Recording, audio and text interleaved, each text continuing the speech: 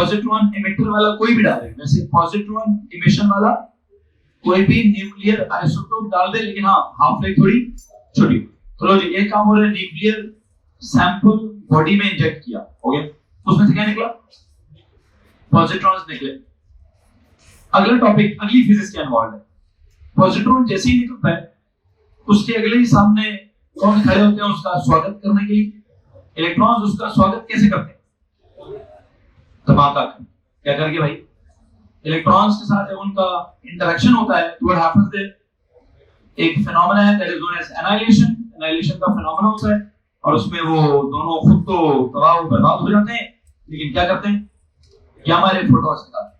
वो जो gamma ray photons है जब वो निकलते हैं वो बॉडी में से बाहर निकल जाते हैं। जब वो बॉडी में से बाहर निकलते हैं तो क्या होता है? वो उनको कौन डिटेक्ट करता है? क्रिस्टल स्किंटिलेटर डिटेक्ट करता है, फोटो मल्टीप्लायर एम्पलीफाई करता है। एंड यू नो हमें अल्टीमेटली करना क्या होता है? हमें कंसंट्रेशन ऑफ जो आपका ट्रेसर है किसी टिश्यू के अंदर उसकी कंसंट्रेशन कितनी है, थोड़ी है कि ज्यादा है, इसको हम किस बुनियाद पर डिटरमिन करते हैं? इसको बुनियाद पर डिटरमिन किया जाता है कि जी जो अराइवल टाइम्स हैं वो किसके अराइवल टाइम्स थोड़े हैं, कितने अराइवल टाइम्स, बताइए को arrival times of the gamma ray उसको प्रोसेस करते हैं तो किस टिश्यू के अंदर कितनी कंसंट्रेशन है ट्रेसर की वो हमें पता चल जाता है। उसके बाद क्या होता है क्या नहीं होता दैट आपको बताओ, ठीक? जो मसला पीटी स्कैन में। फिर दूसरे नंबर पे हमने कौन सी स्कैनिंग स्टार्ट कर दी थी? That is x-ray scan.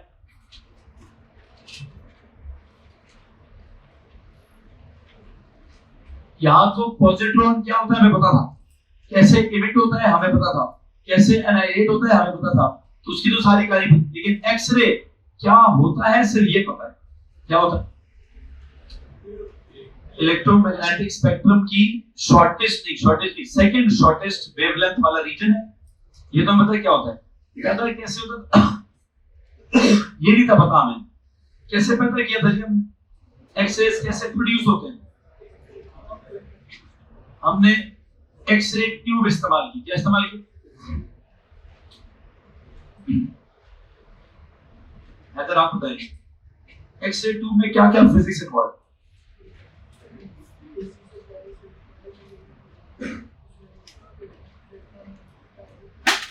Mini electrons कैसे आ गए? एसी कॉइल के साथ, मतलब एसी सप्लाई के साथ हमने कॉइल लगा दी है, इलेक्ट्रॉन्स कैसे निकलेंगे? तो इलेक्ट्रॉन्स निकलते कैसे हैं बीच में से? हाँ जी, क्या हो जाती है जी? हीट अप हो जाती है। हीट अप होने से उसमें से क्या टॉपिक का नाम क्या? Thermionic equation. तो साहब आप भी बता दें, आप तो बता दें, बताइए एक्सरे ट्यूब के अंदर क्या चल रहा है? एक पहले स्टेप में जो आप उनको समझा रहे थे उसमें क्या होता है? थर्माइनिक इक्वेशंस कैसे होती है? एक कॉइल होती है, वो एसी सप्लाई से कनेक्टेड होती है। हीट कैसे होती है?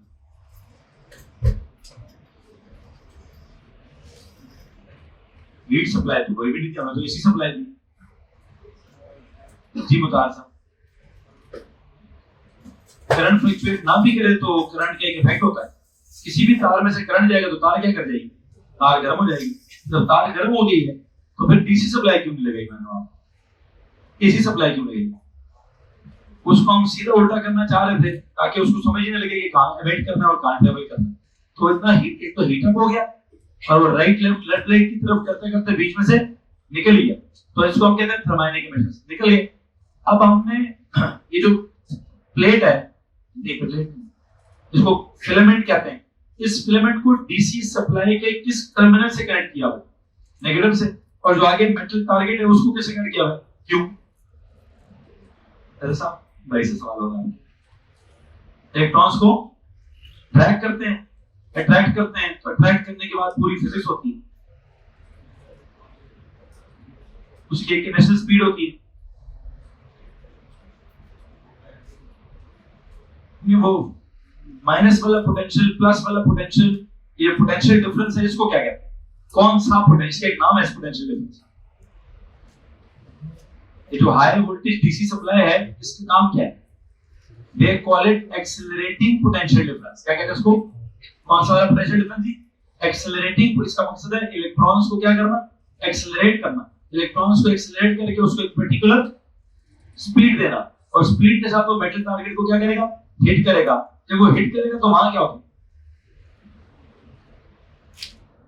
जब इलेक्ट्रॉन्स जो है मेटल को हिट करते हैं तो वहां क्या होता है, जबरदस्ती है, मैंने कल पूरा दिन लगाया इसमें जी मोहिब। जब इलेक्ट्रॉन्स हिट करते हैं मेटल टारगेट को तो क्या होता है,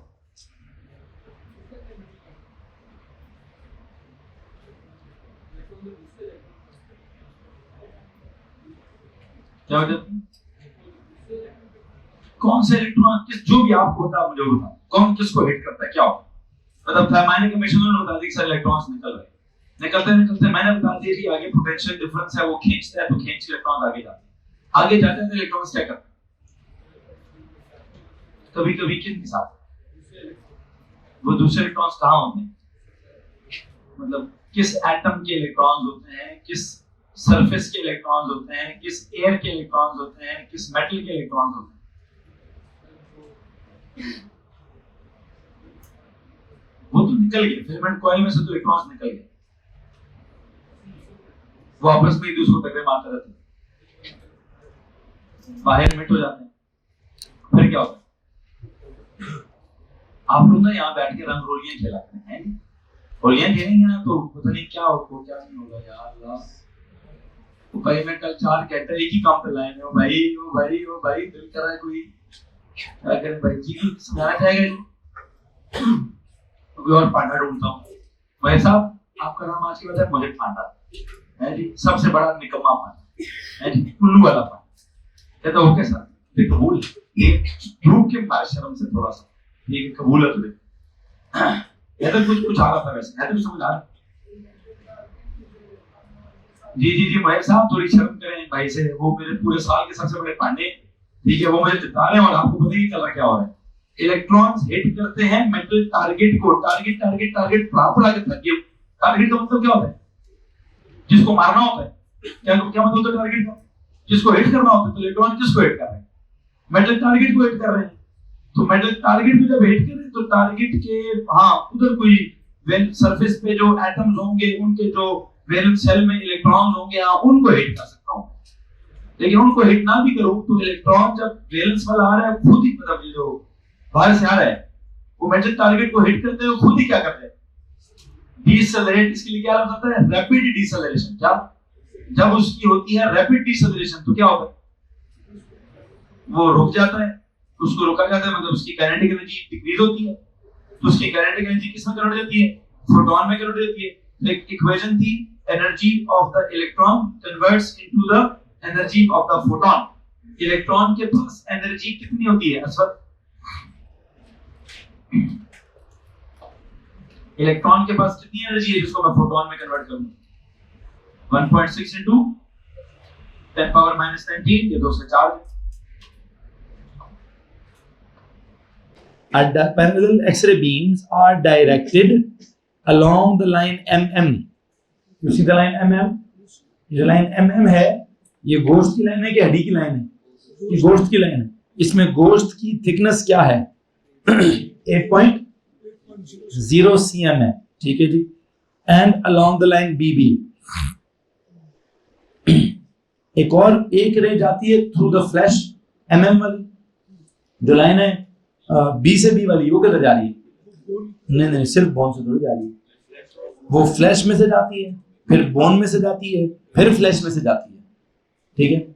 लेकिन एक बात आपको समझनी पड़ेगी, M वाली में जो ट्रांसमिटेड इंटेंसिटी है वो नॉर्मल से, मतलब बल्कि देखेंगे सवाल क्या है, जो सवाल खुद पूछेगा उसमें क्या नोन है क्या अननोन है।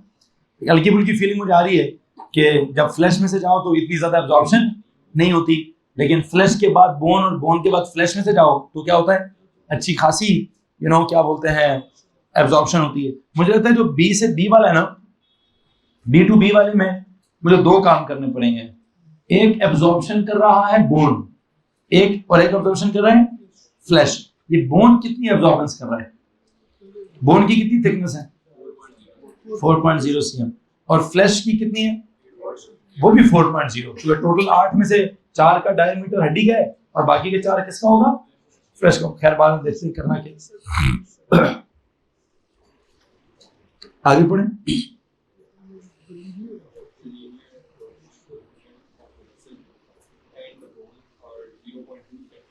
एक की दी गई है 0.20 पर सेंटीमीटर और एक की दी गई है 12 पर सेंटीमीटर। ये 0.20 पर सेंटीमीटर ये किसकी है? ये मसल की है। इसको अंडरलाइन करके लिखें, मसल की वैल्यू है। This is mu of the muscle, this is mu of the muscle. आगे लिखे 12 पर सीएम, वो क्या है? वो म्यू ऑफ द बोन है। आगे चले। Calculate the ratio intensity of emergent X-ray beams on model over intensity of incident X-ray beams on model. कहते हैं इमर्जेंट मतलब ट्रांसमिट कितनी होगी, बाद में कितनी है, इनसे मतलब शुरू में कितनी थी। इनकी रेशो निकालनी है for a parallel x-ray beam directed along the line. पहले एमएम वाला हिसाब लगाएं और फिर बीबी वाला जो है वो हिसाब लगाएं। तो अगर मैंने पहले एमएम वाला हिसाब लगाना है तो सीधा सीधा एमएम वाला हिसाब किताब क्या है जी?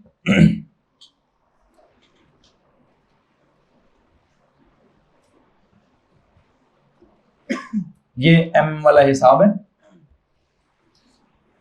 इसकी थिकनेस कितनी है? 0.80 सेंटीमीटर है, सॉरी 8.0। जो हड्डी का सीन है इसका क्या सीन है? 4.0 सीएम। इस लाइन को उसने एमएम कहा है। अगर मैं कहूं कि यहां से जो लाइट रे नहीं, कौन सी रे?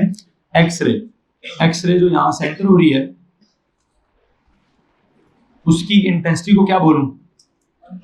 आई नॉट बोलता हूं। इसमें से जाएगी तो कुछ ना कुछ एब्जॉर्ब हो जाएगी, फिर यहां से जब निकलेगी तो उसको या तो आई बोलता हूं या आई टी भी बोल सकता हूं, या आई मतलब इमरजेंट, ठीक है, जैसे उसको आई बोलना है। और कहते हैं मैंने कल आई टी बोला था, आई टी बोल रहे हैं, आई ट्रांसमिटर। इसकी वैल्यू और उसकी वैल्यू क्या होगी? डिफरेंट होगी। किस फॉर्मूला के अकॉर्डिंगली होगी? जो भी है I T is equal to क्या होगा भाई?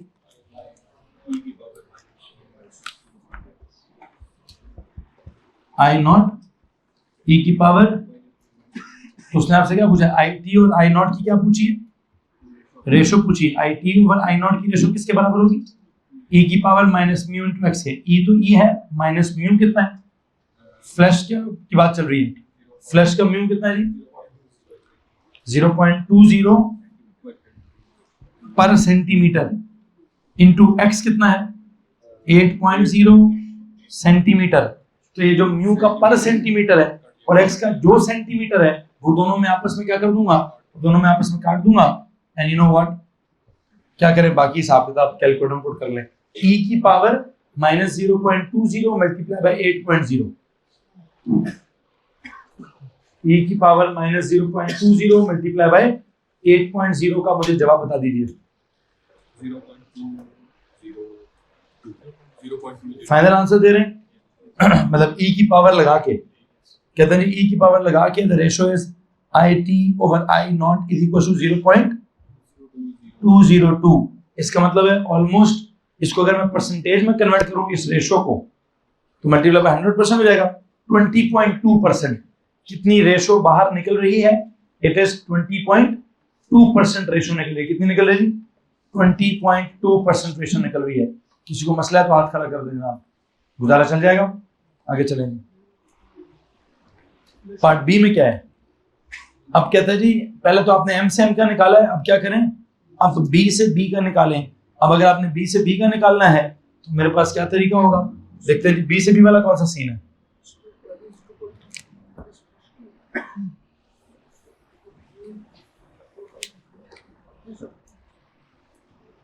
इसमें ये लाइट रे जा रही है, इसको बोलता हूं आई नॉट। पहले इसमें एटेन्यूएशन होगी इसकी, फिर इसके थ्रू एटेन्यूएशन होगी, फिर इसके थ्रू एटेन्यूएशन होगी। तो यहां से निकलेगा कितना? IT जो निकलेगा उसका क्या सीन है? वैसे IT और आई नॉट का एक बात पता चल गई है कि उसका फॉर्मूला क्या है? e की पावर माइनस म्यू एक्स। क्या हो रहा है? e की पावर माइनस म्यू एक्स। एक म्यू एक्स, एक माइनस म्यू एक्स इसकी वजह से हो रहा है, फिर इसकी वजह से माइनस म्यू एक्स होगा, फिर इसकी वजह से माइनस म्यू एक्स होगा। But if I tell you कि मेरे पास जो इक्वेशन बनती है वो क्या है, I T is equal to I naught E की power minus mu into x, I T over I naught is equal to E की पावर माइनस म्यू एक्स। अगर मुझे इसकी रेशो चाहिए, आपकी तरह के लिए है कि ये फ्रेज या तो 2 दफा आएगी या 3 दफा आएगी। क्या होगा जी, इधर चेक कीजिएगा, I T over I naught is equal to E, तो ई है, इसकी पावर में क्या क्या लिखूंगा मैं, पहले थ्रू द फ्लैश, पहले थ्रू द कितना पार्ट ऑफ द फ्लैश, चले वैसे अगर हम यूं करूं 2 सेंटीमीटर मल्टीप्लाई बाय, अच्छा थिकनेस 2 सेंटीमीटर, म्यू कितना है उसको 0.20 उसका म्यू है, इनटू क्या, नहीं जस्ट इतने पार्ट का बताएं, दिस, अच्छा अभी लिखना नहीं है, सिर्फ सुनना है, मल्टीप्लाई बाय एक और ई ले लेता हूं, माइनस क्या 0.12 सेंटीमीटर का म्यू आ गया, इनटू क्या 4, फिर मल्टीप्लाई बाय क्या, ई की पावर क्या माइनस 0.20 मल्टीप्लाई बाय, अब ये पहले 2 सेंटीमीटर द फ्लैश वाली एटेन्यूएशन, फिर 4 सेंटीमीटर द बोन वाली एटेन्यूएशन, फिर अच्छा अब अगर मैं कहूं नहीं आ रही है, मैंने इस तरह से नहीं लिखना, फिर आप कहें सर जी एक काम करें 4 सेंटीमीटर किसका ले लें, फ्लैश का ले लें 4 सेंटीमीटर, मैं कह रहा हूं जी मैंने ऐसे भी नहीं लिखना, फिर क्या करें सर जी, इकट्ठे ही क्या करें, इकट्ठा करें, पहले करें माइनस 0.20 इंटू 2 फ्लैश वाला पार्ट, प्लस क्या, प्लस माइनस 12 इंटू 4 ये बोन वाला, प्लस माइनस 0.20 इंटू, तो जो भी है पावर में पहले 2 centimetre the flash, plus power में 4 centimetre the bone, plus power में क्या the other 2 centimetre of the flash. तो जो फिनोमेना है, क्या फिनोमेना है, एक्सपोनेंशियल फिनोमेना है। क्या जनाब साहब, जो करना है एक्सपोनेंशियल में जाके करें, ई की पावर में जाके करें। ई की पावर में 3 काम किए मैंने, कितने काम किए, ई की पावर में पहले 2 सेंटीमीटर ऑफ फ्लैश वाला एटेन्यूएशन कराया, फिर 4 सेंटीमीटर ऑफ बोन वाली एटेन्यूएशन कराई, फिर 2 सेंटीमीटर ऑफ द फ्लैश वाली एटेन्यूएशन कराई है। आप में से किसी के पास कोई सवाल है तो आप खड़ा करें। अब कैसा 3 दफा क्यों, यहाँ भी 2 दफा कर लेते, यहाँ कैसे 2 दफा कर लेता।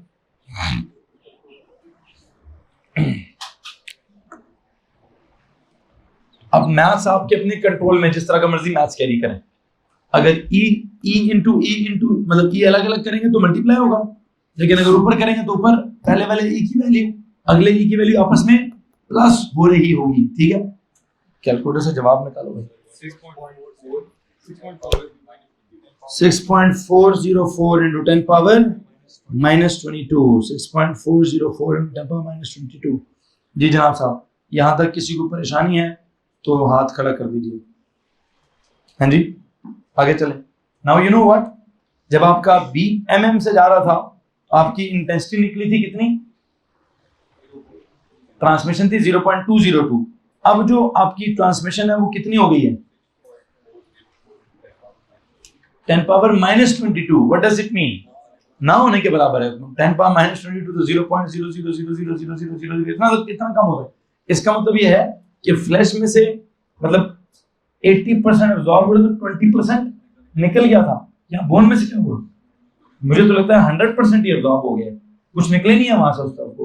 तो इसका मतलब ये हुआ कि एक पार्ट ऐसा है जहां से मतलब काफी सारी वेव्स ट्रांसमिट कर गई हैं, और हड्डी वाला पार्ट ऐसा है जिसमें से कोई वेव ट्रांसमिट नहीं की है। यूं समझिए कि एक तरफ से बहुत ज्यादा ट्रांसमिशन है, एक तरफ से बहुत कम ट्रांसमिशन है। तो क्या होगा, एक इमेज बनेगा किस किस्म का, एक शार्प या contrast black and white image बन ही जाएगा। सवाल क्या है, कहता जी तीसरा, and state whether the x-ray images are sharp और हैव अ गुड कंट्रास्ट। क्या उनका सीनरी शार्प है कि नहीं है। यू नो असल में शार्प का मतलब ये है कि बाउंड्रीज प्रॉपर्ली डिफाइन हो रही हो, और यू नो क्या बोलते हैं, कंट्रास्ट का मतलब क्या था, ब्लैकनिंग और वाइटनिंग हो रही हो। क्या करें जी, सिचुएशन ये कि एक्सरे की बीम जो है वो आपने कैसे रखी, पैरेलल आ रही थी। तो मैं उनको कहूंगा जी जब एक्सरे की बीम पैरेलल मारते हैं तो एक कंट्रास्ट अच्छा खासा डेवलप क्योंकि एक तरफ से हो रहा है, एक तरफ से डिसॉल्व, मतलब एक तरफ से जा रहा है, एक तरफ से जा नहीं रहा, क्या करें? आप उसको बोलेंगे यस, जवाब देंगे, जवाब लिखें। कहते हैं whether the X-ray images are sharp or have a good contrast, जवाब क्या देंगे? Yes, the images are sharp and they have a good contrast. Yes, the image is sharp. Yes, the image is sharp and it has a good contrast. जी, असल में मैं sharp रखने के लिए, sharp होने के लिए क्या जवाब दूंगा? बिकॉज मुझे ऊपर सवाल में क्या फीलिंग आई है कि एक्सरेज जो है वो कैसी थी, पैरेलल एक्सरे बीम्स मारी हैं। नहीं, सवाल में 2 लाइन हैं लेकिन ऊपर पैरेलल बीम्स लिखा हुआ है, parallel x-ray beams. Yes, 2 line तो नीचे सवाल में कहा गया है, दे आर, हाँ बल्कि ठीक है, parallel x-ray beams are directed along the line, एक MM लाइन है और एक BB लाइन है। असल में सवाल की फीलिंग शायद ऐसी है कि एक रे नहीं है, what is it? These are not rays, there are beams. एक बीम भेजिए किधर? Parallel x-ray beams are directed along the line MM and along the line BB। हाँ जी, पैरेलल एक्सरे बीम्स है, एक बीम MM वाली line पे भेजिए और एक बीम BB वाली लाइन पे भेजिए। 2 बीम्स भेजी हैं। अगर 2 बीम्स भेजी हैं, एक तरफ से एब्जॉर्बेंस हो गई है, दूसरी तरफ से एब्जॉर्बेंस नहीं हुई है, तो बाउंड्री तो नहीं डिफाइन होगी। बाउंड्री तो तब डिफाइन होगी जब आप पैरेलल एक्सरे बीम्स भेजेंगे थ्रू आउट द स्ट्रक्चर। जब थ्रू आउट द स्ट्रक्चर भेजेंगे मतलब यहां भी भेजेंगे, फिर यहां भी भेजेंगे, फिर यहां भी भेजेंगे, फिर यहां से भेजेंगे तो ये चली जाएंगी, सॉरी यहाँ ब्लॉकेज होगा और यहाँ से निकल जाएंगी। आई थिंक जवाब लिखूंगा, कोई शार्प नहीं है, मुझे लगा उसने throughout the whole structure बोला है। लिखें, image is not sharp, the image is not sharp because beams are directed only along 2 paths, because the beams are directed along 2 lines only, along MM and BB only, along MM and BB only। और मेरी तरफ से जवाब ये होता, मुझे लगा parallel x-ray beams कह रहे पूरा सवाल सिर्फ MM और BB का है, भेजा उसने शायद सारा है, लेकिन अगर आप ऊपर अंग्रेजी पढ़ें तो उसने क्या कहा, parallel x-ray beams are directed along the line MM एक and along the line BB। तो इसका मतलब कुछ मतलब सिर्फ MM के अलोंग एक्सरेज हैं और BB के अलोंग एक्सरेज हैं। तो बेटा इमेज के सीन में तो एक बस यहाँ कुछ बनेगा और यहाँ कुछ बनेगा, है जी। यहाँ क्या बनेगा? ये वाला पार्ट ब्लैक होगा, वो वाला पार्ट व्हाइट होगा। तो जो ये बाउंड्री है कौन आइडेंटिफाई करेगा? ये तो कोई आइडेंटिफाई नहीं करेगा। ये बाउंड्री कब आइडेंटिफाई होगी? जब एक्सरेज इधर भी होंगी, इधर भी होंगी, इधर भी होंगी, इधर भी होंगी, इधर भी होंगी, इधर भी होंगी, तो क्या होगा? ये वाली ब्लॉक होती जाएंगी, ये वाली निकलती जाएंगी, तो काफी चांसेस है कि ये वाली बाउंड्री आपको क्लियर हो सके। बात समझ आ रही कि नहीं आ रही है? ठीक, सॉरी, क्या हो सके मतलब बाउंड्री आइडेंटिफाई होने का मतलब ही क्या है कि जी शार्प हो सके, ठीक है। लेकिन अभी कंट्रास्ट की फीलिंग तो आएगी, बिल्कुल आएगी जी। ऊपर वाला स्पॉट व्हाइट होगा, नीचे वाला spot black and white scene चल रहा है, ठीक है जी। सो गुड कंट्रास्ट तो होगा। गुड कंट्रास्ट क्यों होगा? Because there is a great difference between the linear absorption coefficients.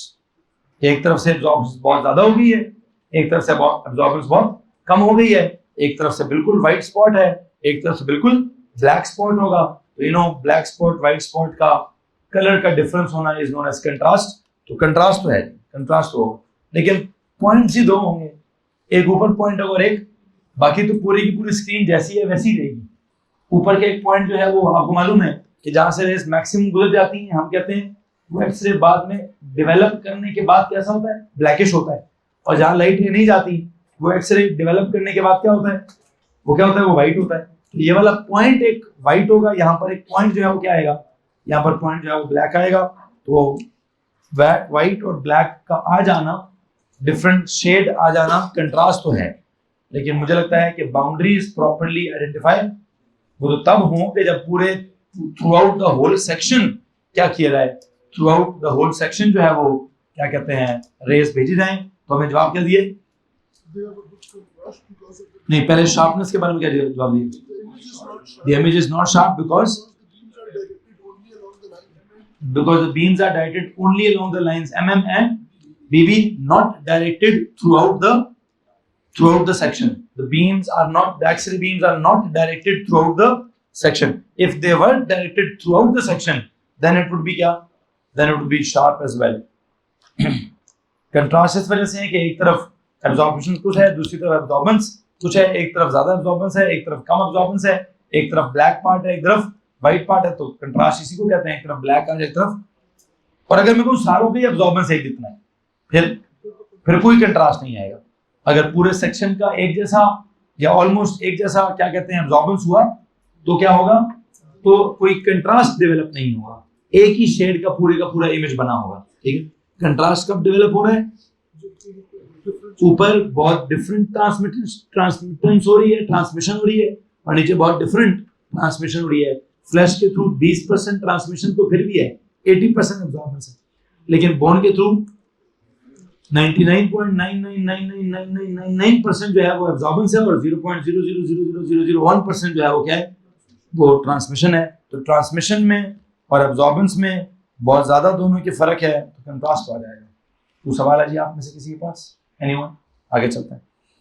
So you know I think ये 3 स्पेसिफिकेशंस थी किसके लिए? एक्सरेज के हवाले से उसने ये वाली 3 स्पेसिफिकेशंस डिस्क्राइब की हैं। मैं उम्मीद करता हूं कि एक्सरेज में किसी को मसला नहीं होना चाहिए। अब क्या रह गए? कहते जनाब साहब अब रह गया आपके पास ये सीटी स्कैन। ये सीटी स्कैन में क्या होता है? कहता आपने लेना एक्सरे ही है, करना क्या है?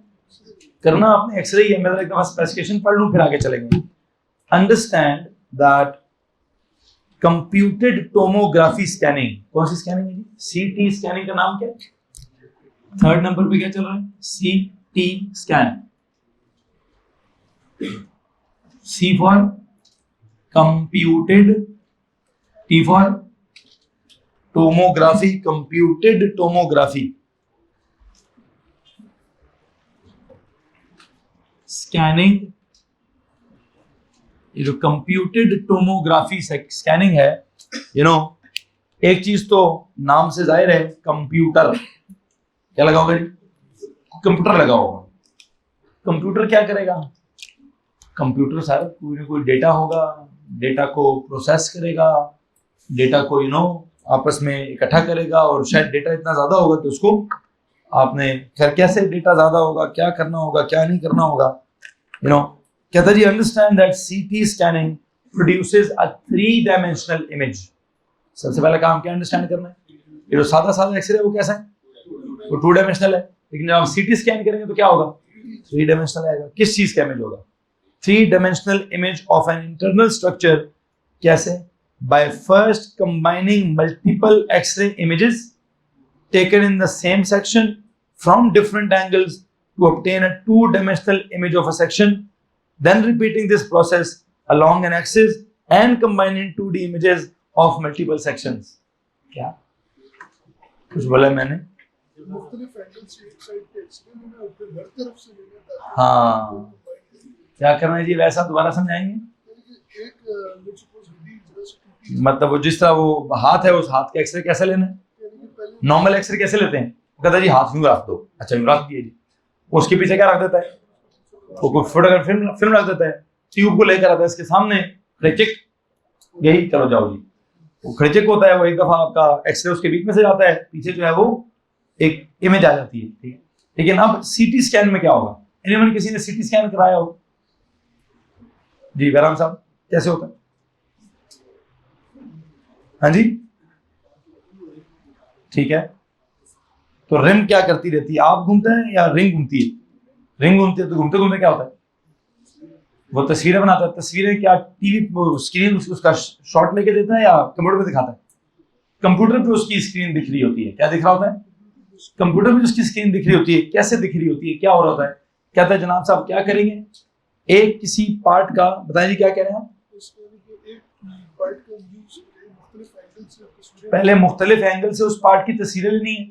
इधर से एक एक्सरे लिया, उसके पीछे इमेज आ गया, इधर से एंगल लिया, पीछे इधर इमेज आ गया, इधर से एंगल लिया, इधर इमेज आ गया। हर तरफ से एंगल लेते गए, मतलब हर एंगल से इमेज लेते गए। अच्छा जी, इमेजेस ये वाले आ गए। फिर अब इस पार्ट का नहीं लेना, फिर हर तो करते करते क्या होगा, 3 डायमेंशनल इमेज सी डेवलप हो जाएगी। खैर बस 2-3 जुमलों में तो नहीं होगा, मैं नोट्स पढ़ूंगा तो शायद आपको समझ आ जाए। उधर पढ़ो क्या लिखा है क्या नहीं लिखा इसने। नाउ इट कम्स किसकी बारी, अल्ट्रासाउंड स्कैनिंग।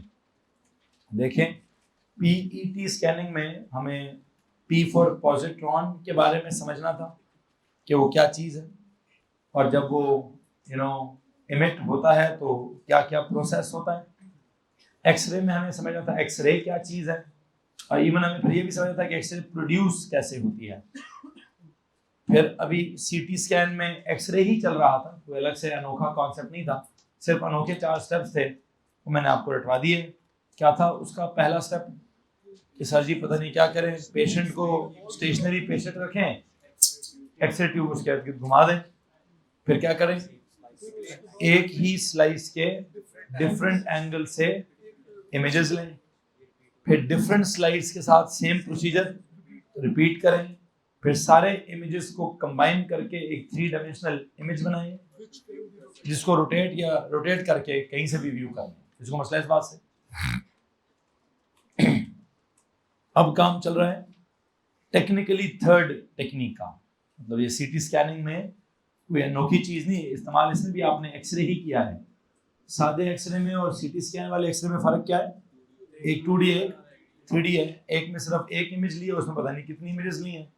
एक में एक्सपोजर बहुत कम किया है, दूसरे में एक्सपोजर बहुत ज्यादा किया है। एक में इमेज सिर्फ फ्रंट का आ रहा है, दूसरे में इमेज 3 डायमेंशनली हर तरफ से आ रहा है। खैर बहरहाल मुझे भी क्या कराना है, मुझे आपको भी नेक्स्ट सिचुएशन में लेके जाना है, जिसमें मैं क्या करूंगा, जिसमें ना बेटा जी मैंने फिनोमेना ही चेंज कर देना है, मैंने लाइक सीन ही चेंज कर देना है। पीईटी में जब पॉजिट्रॉन इमिट हुआ तो अल्टीमेटली गामा रे फोटॉन्स निकले। अल्टीमेटली क्या निकले, लेकिन वो बॉडी पे मारे नहीं गए, वो बॉडी के अंदर से निकाले गए। क्या किया गया, किसी तरह बॉडी के अंदर से निकाले। एक्सरेज क्या की गई, बॉडी के ऊपर मारी गई, और बॉडी को क्या कहा गया कि जनाब साहब तुम एब्जॉर्ब करो। कुछ एब्जॉर्ब की, कुछ उन्होंने जाने दी। किसी ने कम एब्जॉर्ब की, किसी ने ज्यादा एब्जॉर्ब की, किसी ने कम जाने दी, किसी ने ज्यादा जाने दी। क्या टॉपिक का नाम रखा हमने, एटेन्यूएशन, हमने उसका नाम रख दिया। उसकी एक इक्वेशन पढ़ी, एक्सपोनेंशियल इक्वेशन पढ़ी, उसकी कैलकुलेशंस जिस भी तरह की अब वो बताएगा। ऑफ कोर्स एक लीनियर एब्जॉर्प्शन कोएफिशिएंट बताना चाहिए उसको, और एक उसको थिकनेस ऑफ द मटेरियल बतानी चाहिए। I/I0 हम कैलकुलेट कर लेंगे। अच्छा, इसके बाद अगला जो फिनोमेना है वो है अल्ट्रासाउंड। अल्ट्रासाउंड समझाने के लिए मुझे सबसे पहले आपको समझानी है सादी साउंड। ये सादी साउंड क्या चीज होती है, साउंड इज आवाज, ऑफ कोर्स बिल्कुल आवाज होती है, वेव्स की सूरत में ट्रेवल करती है, बिल्कुल वेव्स की सूरत में ट्रेवल करती है। एक्चुअल में क्या होती है, एक्चुअल में साउंड क्या है, एक्चुअल में साउंड एक एनर्जी है। साउंड क्या है जनाब साहब, it's an energy that is produced by क्या, बाय वाइब्रेटिंग ऑब्जेक्ट्स। कोई भी ऑब्जेक्ट, उधर तो इलेक्ट्रिकल मैग्नेटिक फील्ड्स वाइब्रेट करती हैं तो इलेक्ट्रोमैग्नेटिक वेव पैदा होती है ना। साउंड कब पैदा होती है, जब क्या होता है, जब सर जी कोई भी मीडियम के पार्टिकल्स क्या करें, वाइब्रेट करें, तो क्या होगा, साउंड पैदा होगी। मेरे गले के वोकल कॉर्ड्स वाइब्रेट करेंगे तो ये साउंड पैदा होगी, गिटार के स्ट्रिंग्स वाइब्रेट करेंगे तो वो साउंड पैदा होगी। यहां मैं अगर यहाँ इसको ड्रम की तरफ बजाना स्टार्ट कर दूंगा तो इसके ड्रम वाइब्रेट करेगा तो क्या होगा, इधर से साउंड पैदा होगी। ये जो पंखा है, ये जो शुर की आवाज कर रहा है, ये अपने इर्द गिर्द क्या कर रहा है जी, इस एयर को वाइब्रेट करा रहा है तो वहां पे एक आवाज पैदा हो रही है। गाड़ी के इंजन में, इंजन की जो पिस्टन्स हैं वो कहीं से चां चां करती हैं, उधर से वाइब्रेशन है तो वहां से आवाज पैदा होती है। खैर जो भी है, आवाज के पैदा होने का सीन क्या जनाब साहब, वाइब्रेशन सीन। पेज के हेडर में जाएं, पहले साउंड के साथ कुछ बेसिक बातें लिखें।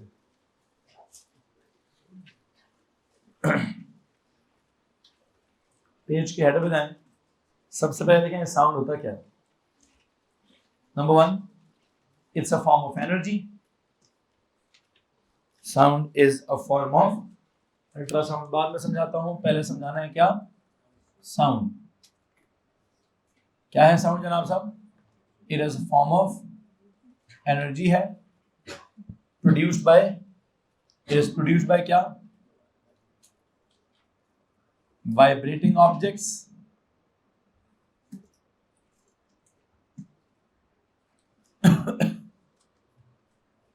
अच्छा ऑब्जेक्ट्स जो वाइब्रेट करते हैं, अच्छा इट इज कैरीड बाय क्या, it is carried from the source to the observer by what, by the particles, it is carried away from the source by what, by the particles of the medium, it is carried away from the source by the particles of the medium in the form of क्या, कौन सी वाली wave जी, in the form of sound waves, जिनके बारे में आप क्या कहते हैं कि साउंड वेव्स कौन सी होती हैं, मैकेनिकल या इलेक्ट्रोमैग्नेटिक, सबसे पहले मैकेनिकल होती हैं because they need medium to travel, mechanical में ट्रांसफर्स होती हैं कि लॉन्गिट्यूडनल होती हैं, सर जी लॉन्गिट्यूडनल होती हैं जिसमें particles of the medium are vibrating parallel to the direction of motion, इसमें क्रस्ट रफ बनता है कि कंप्रेशन रेयरफैक्शन बनता है, सर जी इसमें कंप्रेशन और रेयरफैक्शंस बनते हैं, ओके और इसमें से जो हमारे कानों को आवाज सुनाई देती है जिसको हम ऑडिबल साउंड कहते हैं, उसकी कोई हमने लैम्डा याद की है, फ्रीक्वेंसी याद की है, रोशनी के लिए तो हमने क्या याद किया हुआ है, उसका तो 400 से 700 लैम्डा याद किया हुआ है, ऑडिबल साउंड का क्या याद करें हम, इसकी हमने फ्रीक्वेंसी याद की है 20 हर्ट्ज से 20,000 हर्ट्ज तक, क्या याद किया जी हमने, साउंड वेव्स की क्या बोलेंगे उसको जी, ऑडिबल साउंड फ्रीक्वेंसी कहते हैं, ऑडिबल रेंज ऑफ साउंड क्या कहते होते हैं उसको, ऑडिबल फ्रीक्वेंसी रेंज, क्या बोलेंगे ऑडिबल,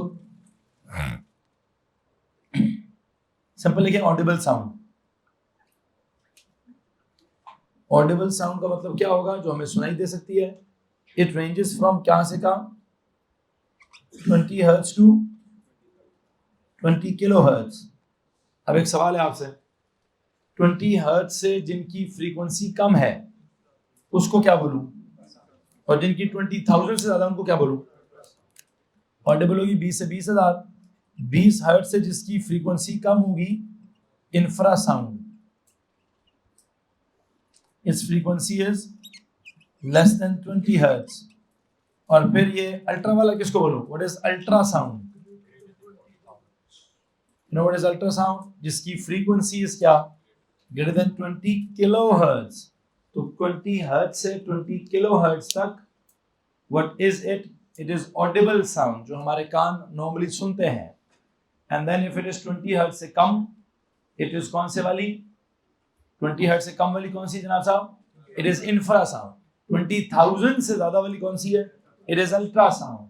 तो यू नो जो इंफ्रा और अल्ट्रा का वर्ड है, the word infra is for something less, the word ultra is for something more, infra is less frequency, ultra is more frequency, now what less than what and more than what, lesser than audible का scene जो है वो infra है, more than audible का scene जो है वो ultra है, और यही अल्ट्रा का वर्ड और इंफ्रा का वर्ड हमने लाइट में भी इस्तेमाल किए, वहां पे एक सीक्वेंस है विबग्योर, वायलेट से लेकर रेड तक, रेड की एक पर्टिकुलर फ्रीक्वेंसी है, उससे कम फ्रीक्वेंसी वाला रेड क्या कहलाता है, इंफ्रारेड, वायलेट की एक पर्टिकुलर फ्रीक्वेंसी है, उससे ज्यादा फ्रीक्वेंसी वाला क्या कहलाता है, अल्ट्रा वायलेट।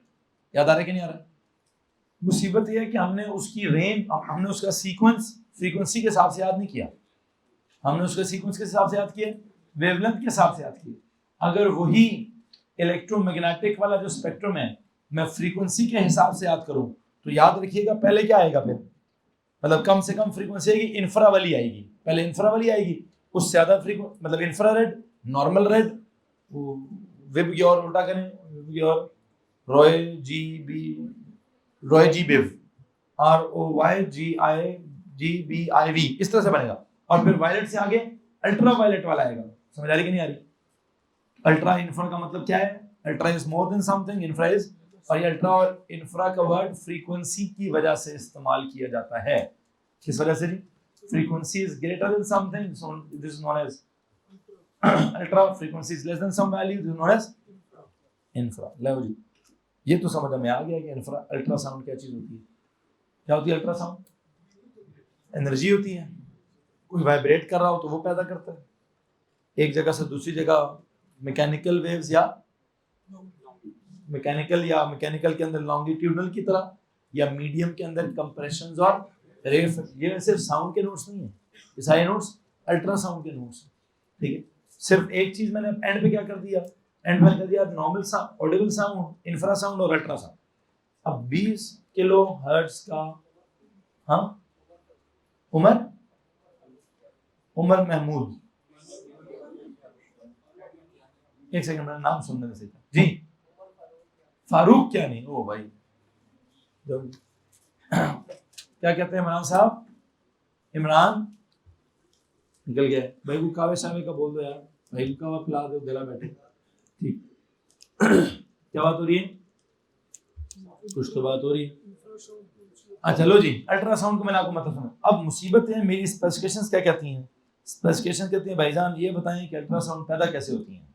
क्या होती है जनाब साहब, मैं जब बातें कर रहा हूँ तो मैं तो अल्ट्रासाउंड नहीं पैदा कर रहा हूँ, मैं क्या कर रहा हूँ, मैं तो नॉर्मल ऑडिबल साउंड पैदा कर रहा हूँ, और उस ऑडिबल साउंड के अंदर I don't know the exact frequency, but 20,000 से लेकर 20,000 के दरमियान की फ्रीक्वेंसी है, जिसके ऊपर मेरे जो वोकल्स हैं वो वाइब्रेट करते हैं, और वाइब्रेट कर करके उनका काम कबाड़ा हुआ है, ठीक है, गुजारा मैं उसके साथ चला रहा हूँ, ठीक है। और आप में से भी बहुत सारे लोगों का मुझे गला जो है वो ख़राब लग रहा है। आज तो मैंने किसी को गोलियां भी प्रिस्क्राइब कर दी हैं, मैं कह रहा साहब तुमने 3 दिनों का एंटीबायोटिक का कोर्स करना है, साथ तुमने एंटी एलर्जिक भी लाजमी खानी है, फिर तुमने पैराडोल भी लाजमी लेनी है, सुबह उठ के तुमने गरारे भी करने हैं, रात को सोने से पहले तुमने स्टीम भी लेनी है, दिन में 4-5 दफ़ा तुमने कावा भी पीना है, और फलानी किस्म की लोजेंजेस भी लेनी है, और चुप भी करना है। क्या करना है, ये सारी दवाइयाँ असर तब करेंगी, डॉक्टर साहब क्या कहते हैं भाई तेन असर इस बार नहीं कर दिया तो चुप नहीं करना, ठीक है जी। चुप करोगे तो गोली असर करेगी, चुप नहीं करोगे तो गोली, लेकिन जो बीमार है वो कहे सर मैं तो चुप ही हूँ, मैं तो बातें कर भी नहीं, मेरा गला ठीक नहीं हो रहा, तो ये अल्लाह से दुआ करें कि आपका गला ठीक हो जाए। बहरहाल मौसम थोड़ा ख़राब है, अप्रैल ख़त्म होने वाला है, सर्दियाँ ख़त्म नहीं हो रही हैं, सर्दियाँ ख़त्म नहीं हो रही हैं।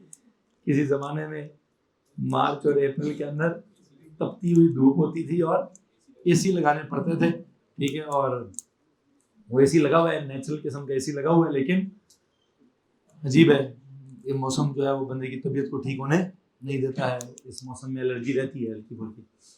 क्या करना है जी, दवाइयाँ लें और अपना ध्यान रखें, ठीक है। सो बात क्या चल रही थी है, हाँ अल्ट्रासाउंड, साउंड की बात चल रही। तो जनाब साहब साउंड का क्या सीन है, एक तो ये जो मैं साउंड कह रहा था जी जो मैं प्रोड्यूस कर रहा हूँ, ऊपर से अगर आप कहते नहीं सर गिटार बजा दे, तो अगर गिटार बजाएंगे तो बेटा वो भी जो मर्जी कर रहे हैं, वो 20 से 20,000 हर्ट्ज पर ही आप उसको वाइब्रेट करेंगे। आपके हाथ के वाइब्रेट करने की स्पीड इतनी तेज नहीं होगी कि सर जी मैंने इंटरन किया तो मैं 20,000 हर्ट्ज से भी आगे निकल गया हूँ, इम्पॉसिबल, क्लोज टू इम्पॉसिबल। तो क्या होगा, क्या करें, एक साइंस है क्या करने की, अल्ट्रासाउंड प्रोड्यूस करने की, इतनी ज़्यादा फ्रीक्वेंसी पे किसी पार्टिकल को वाइब्रेट कराने की एक पर्टिकुलर साइंस है, और साइंस फिजिकल साइंस है, क्या जनाब साहब, और वो फिजिक्स मैंने आपको पढ़ानी है। अब अल्ट्रासाउंड का फायदा क्या है, नुकसान क्या है, वो मुझे मैं सही तरह पढ़ा पाऊँ या ना पढ़ा पाऊँ ये मुझे नहीं पता। मुझे इतना पता है कि अल्ट्रासाउंड है क्या, अल्ट्रासाउंड की फिजिक्स क्या है, मैंने अल्ट्रासाउंड पैदा कैसे करनी है, मैंने अल्ट्रासाउंड डिटेक्ट कैसे करनी है, ये मैं चीज़ें जो फिजिक्स वाली हैं वो आपको 100% समझाऊंगा। कैसे, एक टॉपिक है मेरे पास, सबसे पहले एक लफ्ज लिखा हुआ है, आई होप आप देख रहे हैं, ये क्या लफ्ज लिखा हुआ है जी, पीजो इलेक्ट्रिक ट्रांसड्यूसर। क्या लिखा है,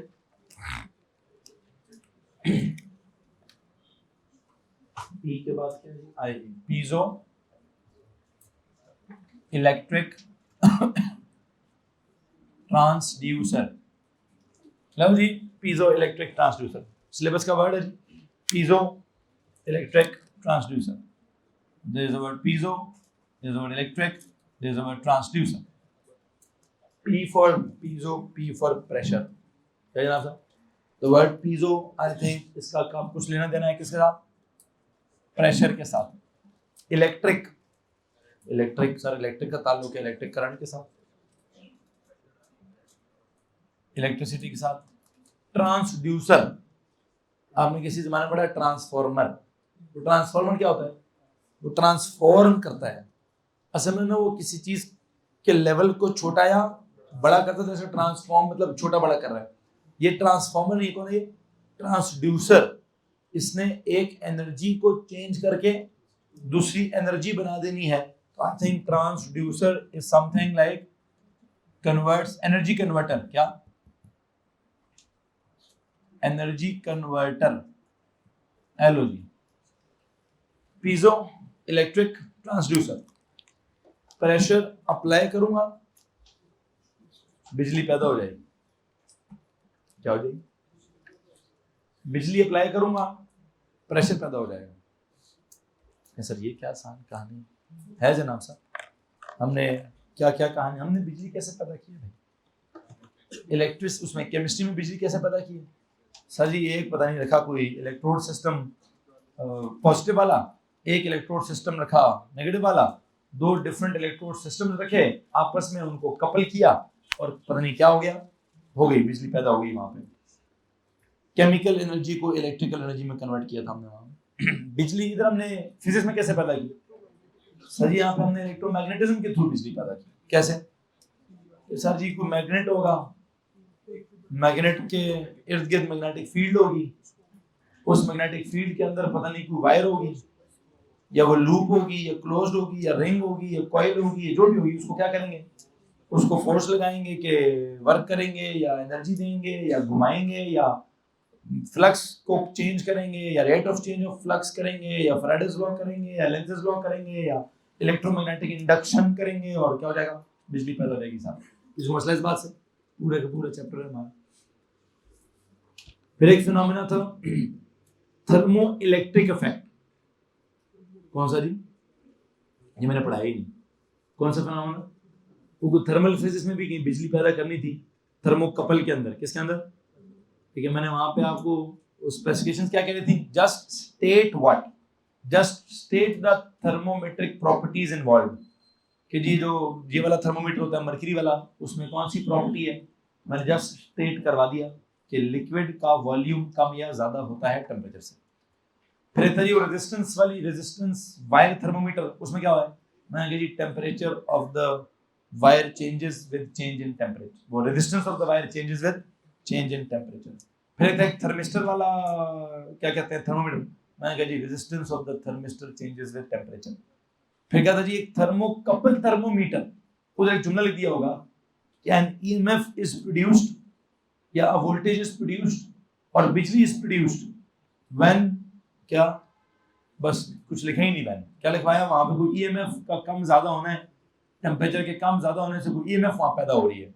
अब कैसे हो रही है, क्यों हो रही है, ऐसी कोई बात नहीं समझाई, और मैं भी समझाना भी नहीं चाहता। ये मैं वैसे ही उधर चला गया। मैं चूंकि तीन दिमाग में बातें आ गई कि बिजली आपने कैसे कैसे पैदा की है। एक बिजली आपने पैदा की, बिजली उसमें केमिस्ट्री में, इलेक्ट्रोकेमिस्ट्री वाले चैप्टर में। फिर आगे एक बिजली आपने पैदा की मैग्नेटिज्म वाले, इलेक्ट्रोमैग्नेटिज्म वाले चैप्टर में। एक बिजली हमने कहीं थर्मोडायनेमिक्स में पैदा करनी थी, लेकिन हमने, हमारे सिलेबस ने कहा नहीं पैदा करनी। सिर्फ सिलेबस ने क्या कहा कि यार होता है कोई थर्मोकपल थर्मोमीटर, डिफरेंट टेम्परेचर पे जाकर डिफरेंट वोल्टेज की रीडिंग देता है। क्या देता है? बस हमने इतनी बात पढ़ी थी। टेम्परेचर चेंज करो, उसके अंदर कुछ सेटिंग होती है, उस सेटिंग से क्या होता है? क्या होता है? उसका वोल्टेज चेंज होता है। अच्छा, अब जब मैंने उसको नहीं पढ़ाया तो पुत्र मैं इसमें भी कोई खास लंबा चौड़ा नहीं पढ़ाऊंगा। मैं सिर्फ आपको ये समझाऊंगा कि प्रेशर चेंज करने से क्या होता है। असल में बल्कि छोड़ें, एक क्रिस्टल होता है, you no, piezo electric crystal. Specifically मैंने जो एग्जांपल दी है, मैंने क्वार्ट्ज क्रिस्टल की एग्जांपल दी है। सुनने नहीं, केमिस्ट्री वालों को समझ आएगा, सीएस वाले कहेंगे पता नहीं क्या कह रहे हैं सर आप, तो इसलिए मैं क्वार्ट्ज क्रिस्टल का फॉर्मूला ही नहीं समझाता। चलो, क्या होता है? कोई क्रिस्टल होता है, क्या नाम है उसका? केमिस्ट्री वालों को पता है, ऐसा है, O2 की बात कर रहा हूँ। ओ लेवल में पीजो इलेक्ट्रिक सुना किधर? कंप्यूटर साइंस में तो सुना जी, क्यों है? कंप्यूटर साइंस वाले हाथ खड़ा करो जी। क्या होता है भाई? तो वैसा आप समझा रहे हैं, इंक होती है, प्रिंटर होता है। क्या होता है? बजन मुझसे मेरा वाला मत बुला दीजिएगा, काम की चीज मुझे चाहिए। वही बात हुई, बायोलॉजी वाले से पूछता हूँ, वो मुझे माइटोकॉन्ड्रिया में ले जाते हैं जी। इनसे पूछ रहा हूँ, ये क्या बताते हैं, क्या है बबल, मतलब अच्छा नोजल होता है, प्रिंटर होता है, फिर ये उसके जरिए से बबल को एक्सपैंड करके उसको फाड़ देते हैं, ठीक है, किसके जरिए से, पीजोइलेक्ट्रिक क्रिस्टल्स के जरिए से बबल को एक्सपैंड करवाते हैं, तो फिर उसको फाड़ देते हैं, तो फिर इंक जो होती है वो फिर आपकी जो भी पेज है जो भी चीज़ है उसको डाल देते हैं। हाँ ये बात बतानी आपने, मतलब मेरे काम की चीज बताओ भाई, बबल क्या है तो च्युइंगम क्या है तो टॉफी क्या है, ये नहीं समझाना मुझे, ये भाई आपको हमारा आपको समझाना चाह रहे हैं। हाँ ये समझाए, क्रिस्टल क्या करता है, वाइब्रेट करता है, तो नहीं फराउना नहीं चाहिए, क्रिस्टल क्या करता है किस खुशी में, नहीं तो उसको कोई खुशी होगी ना, वाइब्रेट है नहीं, खुद से कुछ चीज वाइब्रेट कर रही है, करंट देते हैं। अच्छा चलो ठीक है, ठीक कोई बात नहीं, मैं भाई मैं हूं ना, मैं समझाता हूँ आपको क्या होता है क्या नहीं होता। बेसिकली एक फिनोमेना है, जिस फिनोमेना का नाम है पीजो इलेक्ट्रिक इफेक्ट। क्या नाम है, पीजो इलेक्ट्रिक ट्रांसड्यूसर को मारते हैं गोली। मैं क्या समझाना चाहता हूं, piezo electric effect.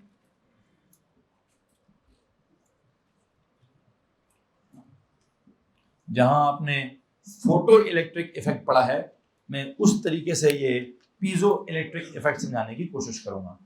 Photo electric effect क्या होता है, फोटॉन्स मारे इलेक्ट्रॉन्स निकल गए, क्या मारे जी, फोटॉन्स मारे इलेक्ट्रॉन्स निकल गए। चलो वो तो अब फोटॉन्स की एनर्जी और इलेक्ट्रॉन्स वो अलग फिनोमेना। प्रेशर दिया, इलेक्ट्रिकल फील्ड डेवलप हो गई। क्या हो गया भाई, क्या अप्लाई किया आपने, अगर आपने प्रेशर अप्लाई किया तो क्या डेवलप हो जाएगा। अब बल्कि चलें, इलेक्ट्रिकल फील्ड अप्लाई होगी कि नहीं होगी, मैं क्या कहता हूं, प्रेशर अगर मैंने अप्लाई किया तो पोटेंशियल डिफरेंस डेवलप हो जाएगा। क्या डेवलप हो जाएगा, मिसाल के तौर पर ये कोई चीज है यार, कोई इलेक्ट्रिक कोई पीजो इलेक्ट्रिक क्रिस्टल है, कौन है पीजो इलेक्ट्रिक क्रिस्टल। क्या होता है पीजो इलेक्ट्रिक क्रिस्टल, सर जी बना होगा किसी न किसी केमिस्ट्री की चीज से। Piezo electric crystal, crystal is something like quartz crystal. Quartz is something like SiO2. SiO2 has a three-dimensional tetrahedral macromolecular structure. मैं केमिस्ट्री में नहीं जाना चाहता, तो मैं कह रहा हूँ एक डब्बा बना हुआ है। क्या बना दिया मैंने, डब्बा बना दिया। इस डब्बे को अगर मैं क्या करूँगा, अगर इस डब्बे को मैं क्या कहूँ कि जी मैंने क्या किया हुआ है, इस डब्बे के साथ कोई सीन नहीं, अगर मैंने इसको क्या कर दिया,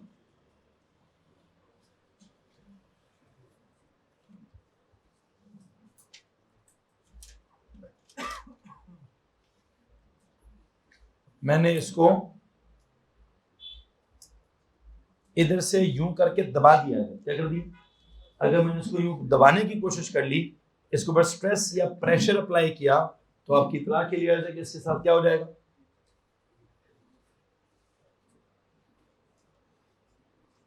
सर जी एक साइड इसकी पॉजिटिव हो जाएगी, दूसरी साइड इसकी नेगेटिव हो जाएगी।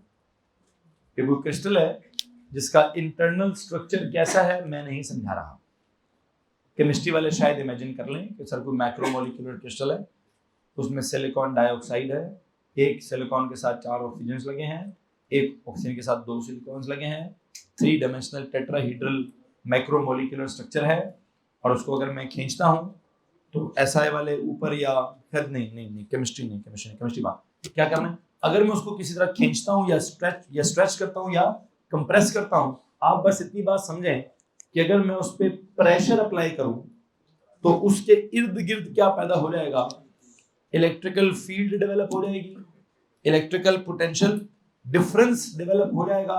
अगर आप ये बात समझ सकते हैं कि सर ओके मान लेते हैं होगा कुछ ना कुछ केमिस्ट्री के अंदर, कुछ ना कुछ होगा, क्या होगा केमिस्ट्री के अंदर, सर जी वहां पे ना कोई आपने प्रेशर अप्लाई किया होगा, स्ट्रक्चर को कुछ ना कुछ हुआ होगा, और आप कह रहे हैं कि जी मुझे स्ट्रक्चर नहीं समझाना, मुझे उसकी फिजिक्स समझानी है, तो उसका फिजिकल इफेक्ट क्या होगा, फिजिकल इफेक्ट ये है एक साइड पॉजिटिव हो जाएगी, दूसरी साइड, तो क्या करो, अगर एक साइड होगी पॉजिटिव और दूसरी साइड होगी नेगेटिव, तो आपकी इतला के लिए अर्ज ये है कि क्या डेवलप हो गया है, मैंने अप्लाई किया है प्रेशर, डेवलप हो गया है क्या पोटेंशियल डिफरेंस, तो अप्लाई करूं प्रेशर, डेवलप हो जाए क्या पोटेंशियल डिफरेंस, तो किसी को मसला भाई इस बात से है नहीं या नहीं, मतलब हो सकता है ना, maybe some crystal, some crystalline structure, some properties, when you compress the material, its internal structure changes such that one of the side becomes negative and the other side becomes positive. Or if you compress, मतलब ये तो मैंने क्या कि compress के, if I stretch it, maybe something different happens, ठीक है। लेकिन जो भी एक compress करूँ या stretch करूँ, pressure लगाऊँ या pressure कम करूँ, उसका structure में ऐसी तब्दीली आएगी कि उसकी एक साइड हो जाएगी नेगेटिव, दूसरी साइड हो जाएगी पॉजिटिव। तो जब एक साइड होगी नेगेटिव, दूसरी साइड होगी पॉजिटिव, तो उसके इर्द गिर्द क्या डेवलप हो जाएगा? How to define piezoelectric effect? It's the development of potential difference across the surface of the crystal, across the surfaces of crystal, when what?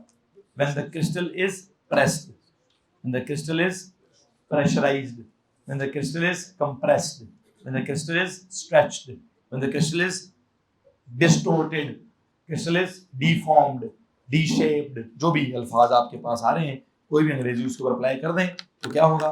जब किसी क्रिस्टल को डिफॉर्म करेंगे, डिस्टोर्ट करेंगे, तो क्या होगा? उसके इर्द गिर्द क्या होने के चांसेस हैं? हर क्रिस्टल में नहीं होगा ये, इसमें होगा ये कोई ना कोई क्रिस्टल्स होंगे, मिसाल उनको केमिस्ट्री में जो उनके स्पेसिफिक नाम होंगे, फिजिक्स में जनरल नाम है क्या? Piezo electric crystal. कैसा क्रिस्टल? जिसके ऊपर प्रेशर अप्लाई करने से इलेक्ट्रिकल पोटेंशियल डिफरेंस डेवलप होता है, उसको क्या कहते हैं? पीजो इलेक्ट्रिक क्रिस्टल कहते हैं। नाम को डिफाइन कर लेंगे। फोटो इलेक्ट्रिक इफेक्ट क्या था? फोटो मारे, इलेक्ट्रिक निकले। फोटो मतलब लाइट मारे, इलेक्ट्रिक मतलब इलेक्ट्रॉन्स निकले। तो यहाँ पे क्या करो? प्रेशर मारे, या प्रेशर मारा थोड़ी जा सकता है, प्रेशर अप्लाई करें, इलेक्ट्रिक क्या होगा? इलेक्ट्रिक पोटेंशियल डिफरेंस खुद ही पैदा हो जाएगा। और अगर आपने कहना सर जी क्या करूं उस पोटेंशियल डिफरेंस का? भाई तारे लगाए, बिजली पैदा हो जाएगी। अब क्या करें सर जी मैं पूरा घर चला लूंगा ऐसे? नहीं, इतना ज्यादा बिजली पैदा नहीं होगी घर चलेगा ऐसे, ये बिजली वो नहीं है। इससे क्या होगा क्या नहीं होगा देखते हैं, ऐसे मैंने क्या करना है क्या नहीं करना। सवाल अब ये है, हमने प्रेशराइज किया तो वोल्टेज पैदा हो गया। अब एक उल्टी बात, यहां मैंने क्या किया? Pressure is applied, potential difference is developed. इसको मसला इस बात से। अब अगर मैं ये कहूं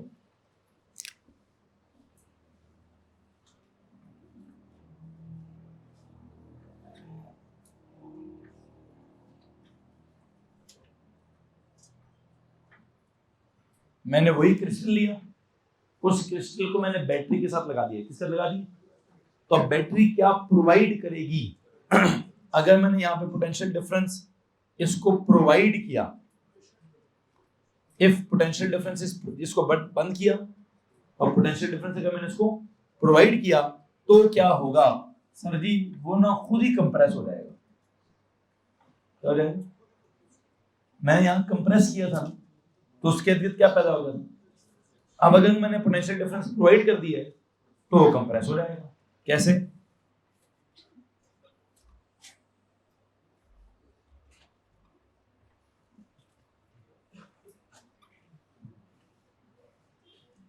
हेलो जी, पोटेंशियल डिफरेंस मैं प्रोवाइड कर रहा हूं तो क्या हो रहा है? वो क्या हो रहा है जी? The crystal is compressed, the crystal is compressed. तो ऐसी चीज, ऐसा क्रिस्टल जिसको मैं कंप्रेस करूं तो पोटेंशियल डिफरेंस पैदा हो जाए, मैं पोटेंशियल डिफरेंस दूं तो वो खुद ही कंप्रेस हो जाए, इसको क्या कहते हैं? पीजो इलेक्ट्रिक क्रिस्टल कहते हैं। क्या कहते हैं? इसके अंदर कौन सा इफेक्ट होता है? पीजो इलेक्ट्रिक इफेक्ट होता है। और मैं ऐसी पूरी सेटअप को क्या कहूंगा? पीजो इलेक्ट्रिक ट्रांसड्यूसर कहूंगा। क्या कहूंगा? जो कि बेसिकली मेरी मैकेनिकल एनर्जी को इलेक्ट्रिकल एनर्जी में कन्वर्ट कर रहा होगा, या इलेक्ट्रिकल एनर्जी को मैकेनिकल एनर्जी में, मतलब ये प्रेस करने वाली, कंप्रेस करने वाली, डिफॉर्म करने वाली एनर्जी का क्या सीन होगा? मैकेनिकल एनर्जी का सीन होगा। यहां तक अगर किसी को परेशानी है तो प्लीज हाथ खड़ा करें। अब एक सवाल है, यहां मैंने कौन सा सप्लाई दिया? डीसी सप्लाई दी है। कांस्टेंट करंट होता है, कांस्टेंट वोल्टेज होता है। तो अगर कांस्टेंट करंट कांस्टेंट वोल्टेज है तो उसने उसको दबा के रखना है। एक सवाल है भाई, अगर मैं उसको एसी सप्लाई लगा दूं एसी सप्लाई क्या करेगा इसको, एसी सप्लाई इसको क्या करेगा, पहले करंट इधर से देगा फिर करंट इधर से देगा, मतलब पहले करंट का मैग्नीट्यूड ज्यादा करेगा फिर करंट का मैग्नीट्यूड कम करेगा, करंट की डायरेक्शन भी चेंज करेगा। आपकी इतला के लिए अर्ज है, एसी सप्लाई लगाऊंगा तो पहले वो इसको कंप्रेस करेगा फिर इसको फिर तो मैं लगाऊंगा यहाँ एसी सप्लाई, वो वहां से बाजा बजाना स्टार्ट कर देगा। मैं क्या लगाऊंगा भाई, मैंने एसी सप्लाई ऑन कर दी, इसमें से आवाज पैदा होना स्टार्ट हो जाएगी। क्यों, आवाज कैसे पैदा होती है सर, आवाज वाइब्रेशन से पैदा होती है।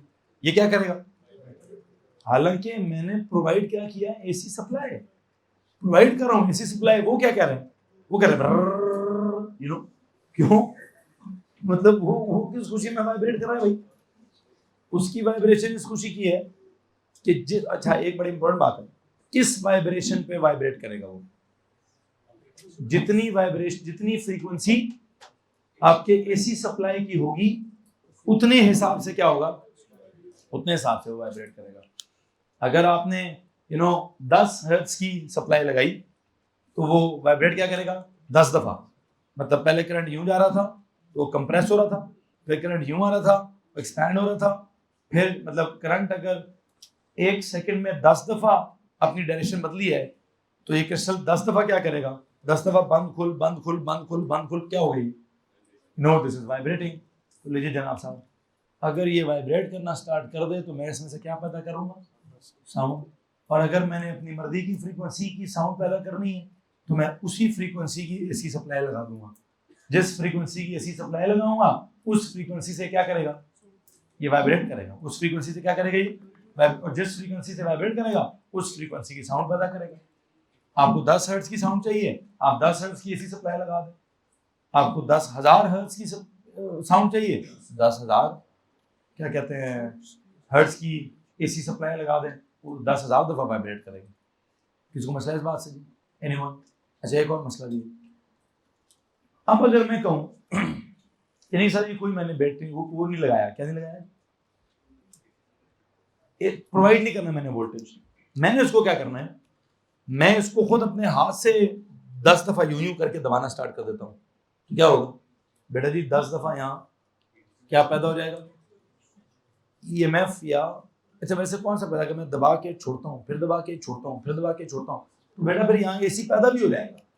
क्या हो जाएगा, मैंने क्या किया, एसी मैंने प्रोवाइड किया तो वाइब्रेट हुआ, मैंने अगर उसको वाइब्रेट कराया तो इसके इर्द गिर्द एसी भी पैदा हो जाएगा। दोनों काम हो सकते हैं, तो डिपेंड करता है कि कॉज क्या होगा और इफेक्ट क्या होगा, मेरा एक्शन क्या होगा तो उसका रिएक्शन क्या होगा। लेकिन फिनोमेना ये है कि पीजो इलेक्ट्रिक ट्रांसड्यूसर में प्रेशर के डिफरेंसेस जब अप्लाई किए जाते हैं तो पोटेंशियल के डिफरेंसेस प्रोड्यूस होते हैं, पोटेंशियल के डिफरेंसेस जब प्रोवाइड किए जाते हैं तो प्रेशर के डिफरेंसेस प्रोड्यूस होते हैं। किसी को मसला इस बात से, और जब प्रेशर के डिफरेंसेस प्रोड्यूस हों तो क्या होता है, stretch compress, stretch compress, what is this, vibrate करता है सिस्टम। क्या करता है जी, वाइब्रेट करता है सिस्टम। इस पहले पूरे पेज पे जो कहानी लिखी है मैं सुना चुका हूँ आपको। मेरा टॉपिक क्या है, मैं स्पेसिफिकेशंस पढ़ना चाहता हूँ। Understand that what, that a piezoelectric crystal, सुनेंगे गौर से, what you need to understand is piezoelectric crystal changes shape, क्या करता है अपनी शेप को, when a potential difference is applied across it. समझा चुका हूँ, पोटेंशियल डिफरेंस अप्लाई करो वो कंप्रेस हो जाएगा, शेप उसकी change, and that the crystal generates an EMF when its shape changes। अगर आपने उसकी शेप चेंज कर दी तो उसके क्रॉस क्या हो जाता है, EMF जनरेट हो जाता है। क्या इस स्पेसिफिकेशन में किसी को प्रॉब्लम है, क्या लिखा उसने पहली स्पेसिफिकेशन में, that you need to understand what you need to understand that a piezoelectric crystal, किस मटेरियल क्या कहता नहीं चाहिए, कौन सा उसका नाम है कहता नहीं चाहिए, बस आपको क्या चाहिए, you need to understand that piezoelectric crystal changes its shape when potential difference is applied across it, या फिर क्या, it produces potential difference when its shape changes। दोनों में से कोई भी एक काम करोगे दूसरा काम खुद ब खुद हो जाएगा। यहां तक अगर किसी के पास कुछ सवाल है तो हाथ खड़ा कर सकते हैं आप, एनीवन जी। उसके बाद कहता है स्पेसिफिक एक्यूस्टिक इम्पिडेंस, दोबारा बोलेंगे, स्पेसिफिक एक्यूस्टिक इम्पिडेंस, दोबारा बोलेंगे, स्पेसिफिक एक्यूस्टिक इम्पिडेंस। क्या होता है ये, कोई लफ्ज इतना कोई खतरनाक किस्म का जवाब इसका क्या है, द प्रोडक्ट ऑफ क्या, the density of the medium and the speed of the sound which is moving that through that medium.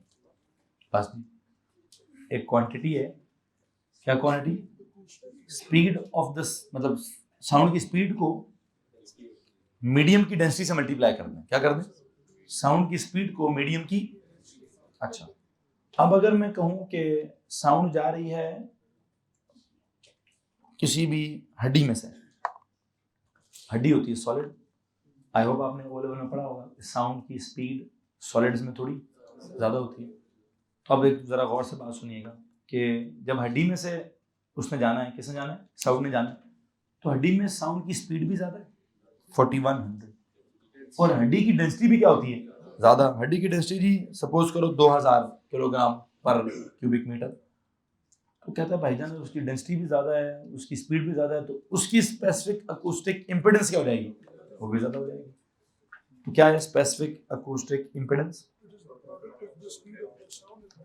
जी जनाब साहब, जी जनाब साहब, क्या जाए, मेरी फिजिक्स में अब आती है, there is a new quantity, you know physics is a study of physical quantities. क्या जनाब साहब, ऐसे बच्चों को पढ़ाते हो, what is physics, is the study of क्या, फिजिकल क्वांटिटीज।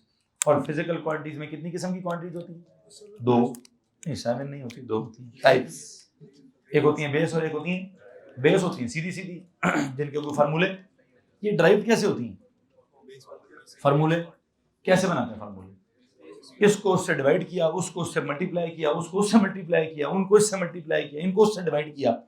पूरे कुछ पिछले 4-5 साल आप क्या करते रहे होंगे, यही काम होता होगा। डिस्टेंस को टाइम से डिवाइड किया, स्पीड बन गई, स्पीड को भी टाइम से डिवाइड किया, एक्सेलेरेशन बन गई, स्पीड को मास से मल्टीप्लाई किया, मोमेंटम बन गया, मोमेंटम को टाइम से डिवाइड किया, फोर्स बन गई, फोर्स को डिस्टेंस से मल्टीप्लाई किया, वर्क बन गया, फोर्स को एरिया से डिवाइड किया, प्रेशर बन गया, प्रेशर को वॉल्यूम से मल्टीप्लाई किया, वो बॉयल्स लॉ वाला कांस्टेंट बन गया। समझ आ रहा है कि नहीं आ रहा है? इसको उससे मल्टीप्लाई किया, उसको उससे डिवाइड किया, इसको यूं। तो बेटा जी मैं यहाँ पे भी क्या कर रहा हूँ, मेरा वैसे ही दिल कर रहा है 2 क्वांटिटीज मल्टीप्लाई करने का, किसी को मसला है? पहली कौन सी क्वांटिटी, साउंड की बात कर रहा हूँ, साउंड की एक होगी स्पीड, साउंड की स्पीड को जिस मीडियम में से वो जा रहा होगा उस मीडियम की डेंसिटी से मल्टीप्लाई कर दूंगा, क्योंकि जैसे जैसे मीडियम की डेंसिटी ज़्यादा होगी वैसे वैसे साउंड की स्पीड भी ज़्यादा होगी। तो मैं इन दोनों को मल्टीप्लाई करके इकट्ठा कुछ बताना चाहता हूँ कि क्या ज़्यादा होगा।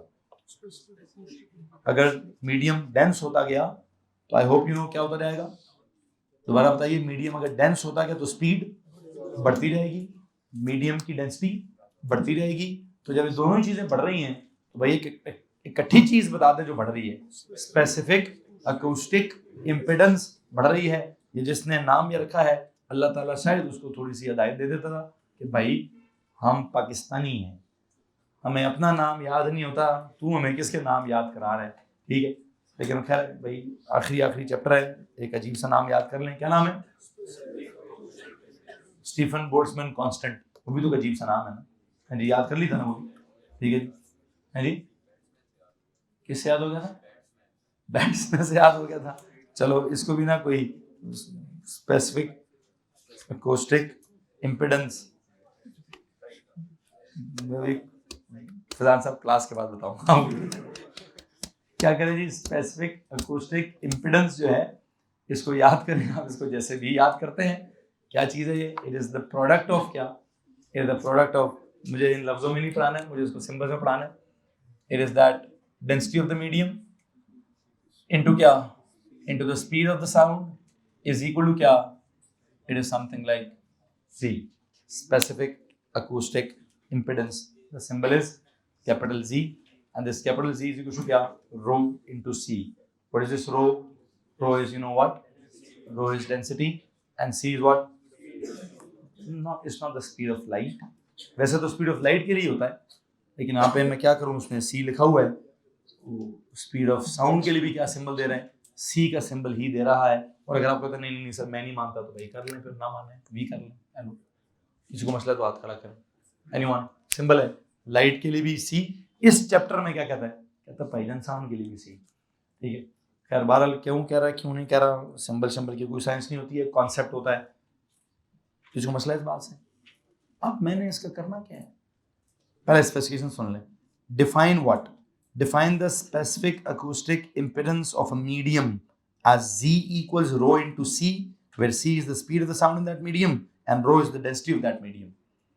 तो किस मीडियम की क्या होती है स्पेसिफिक अकूस्टिक इम्पिडेंस, उसकी डेंसिटी कितनी है, और उसमें से जब साउंड जाती है तो साउंड की स्पीड कितनी है, तो उनका जो प्रोडक्ट है वो कितना है, उनका जो प्रोडक्ट है वो क्या है, वो है जी के बराबर या स्पेसिफिक अकूस्टिक इम्पिडेंस के बराबर, वो है साइन के बराबर. यू नो साइन क्या चीज है, रो इनटू सी, रो इनटू, अब रो इनटू सी करें कि रो इनटू वी करें, आप आई होप मैं आपको जो समझाना चाहता हूँ वो आपको समझ आ गया होगा. यू नो ऐसे बात है, ये एम इनटू वी करो तो क्या होता है, वो होता है मोमेंटम. या रो इनटू वी करूं तो क्या हो रहा है, ये हो रहा है स्पेसिफिक अकूस्टिक इम्पिडेंस. क्या हो रहा है जनाब साहब, वो बड़ा सिंपल था. क्या करें, मास को वेलोसिटी से मल्टीप्लाई कर दें, वो होता है मोमेंटम. अभी मैं मास को नहीं कर रहा हूँ, मैं क्या कर रहा हूँ, डेंसिटी ऑफ द मीडियम को स्पीड ऑफ द साउंड के साथ मल्टीप्लाई कर रहा हूँ. खैर इसका डेफिनेशन होगी, ये वाली स्पेसिफिकेशन पूरी. इसका करना क्या है भाईजान, इसका करना ये है कि जिस एक मीडियम का जी कुछ और होगा, दूसरे मीडियम का जी कुछ और होगा, उसके सरफेस पर, सुनो भाई सुनो भाई सुनो भाई सुनो भाई उस्मान साहब इधर ध्यान देंगे, एक मीडियम का जी कुछ और होगा, अगले मीडियम का जी कुछ और होगा. उसकी बाउंड्री पर जब अल्ट्रासाउंड जाएगी तो उसमें से कितनी अंदर जाएगी, कितनी बाहर आएगी, कितनी रिफ्लेक्ट होगी, कितनी रिफ्रैक्ट होगी, उसके रिफ्लेक्शन का एक रेशो होगा. क्या होगा, उसकी रिफ्लेक्शन का एक रेशो होगा, और उसकी जो रिफ्लेक्शन का रेशो होगा, that ratio will be equal to क्या, इन दो मीडियम्स के Z1 माइनस Z2 का whole square over Z1 plus Z2 का होल स्क्वायर. इनकी जो स्पेसिफिक अकूस्टिक इम्पिडेंसेस हैं उनके डिफरेंस का स्क्वायर ओवर उनके सम का square will be equal to क्या, द रेशो ऑफ क्या, IR ओवर I0. क्या जनाब साहब, अगले पेज पे थोड़ा सा जाने की कोशिश करें. क्या लिखा जी उसने वहां पे, इंटेंसिटी रिफ्लेक्शन कोफिशिएंट. क्या, इंटेंसिटी ऑफ द रिफ्लेक्शन का रेशो. वो कहता है इंटेंसिटी रिफ्लेक्शन कोफिशिएंट. मैं क्या कह रहा हूं, इंटेंसिटी किसकी लेनी है, रिफ्लेक्शन वाली की इंटेंसिटी किस हिसाब से, टोटल के हिसाब से लेनी है. तो जो रेशो आएगी उसको क्या बोल रहे हैं, यार क्या फॉर्मूला लिखा जी, उसको बोलना, उसने उसको अल्फा है, लेकिन मैं उसको क्या करूंगा, IR over I. What is IR, reflect कितना होगा, व्हाट इज I0, एंटर कितना होगा.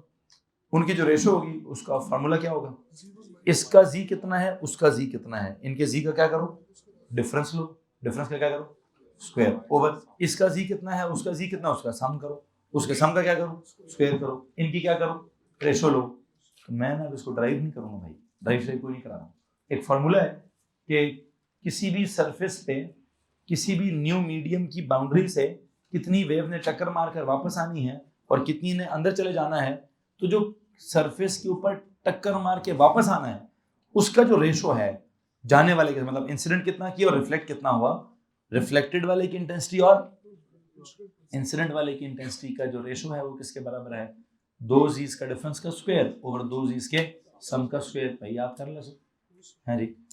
कॉन्सेप्ट इतना मुश्किल नहीं है, ठीक है, यू नो फार्मूला इतना मुश्किल नहीं है, बस क्या सीन है, नाम अजीब अजीब से हैं.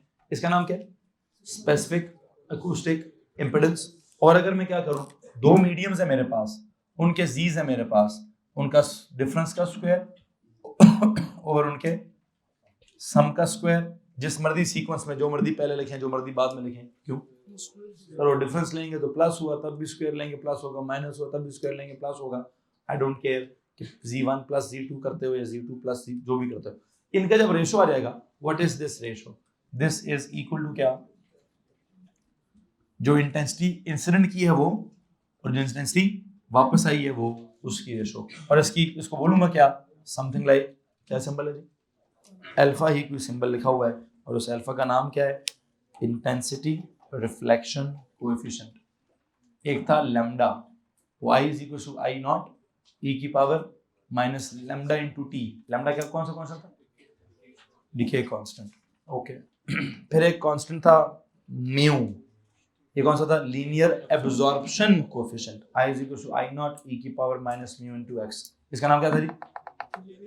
Linear absorption. अब मैं क्या कह रहा हूँ? अब मैं कह रहा हूँ जी, अभी मैंने अंदर अब्जॉर्ब वाली बात नहीं स्टार्ट की, अभी तो मैंने सरफेस के ऊपर क्या किया? टक्कर मरवा कर वापस लाई है।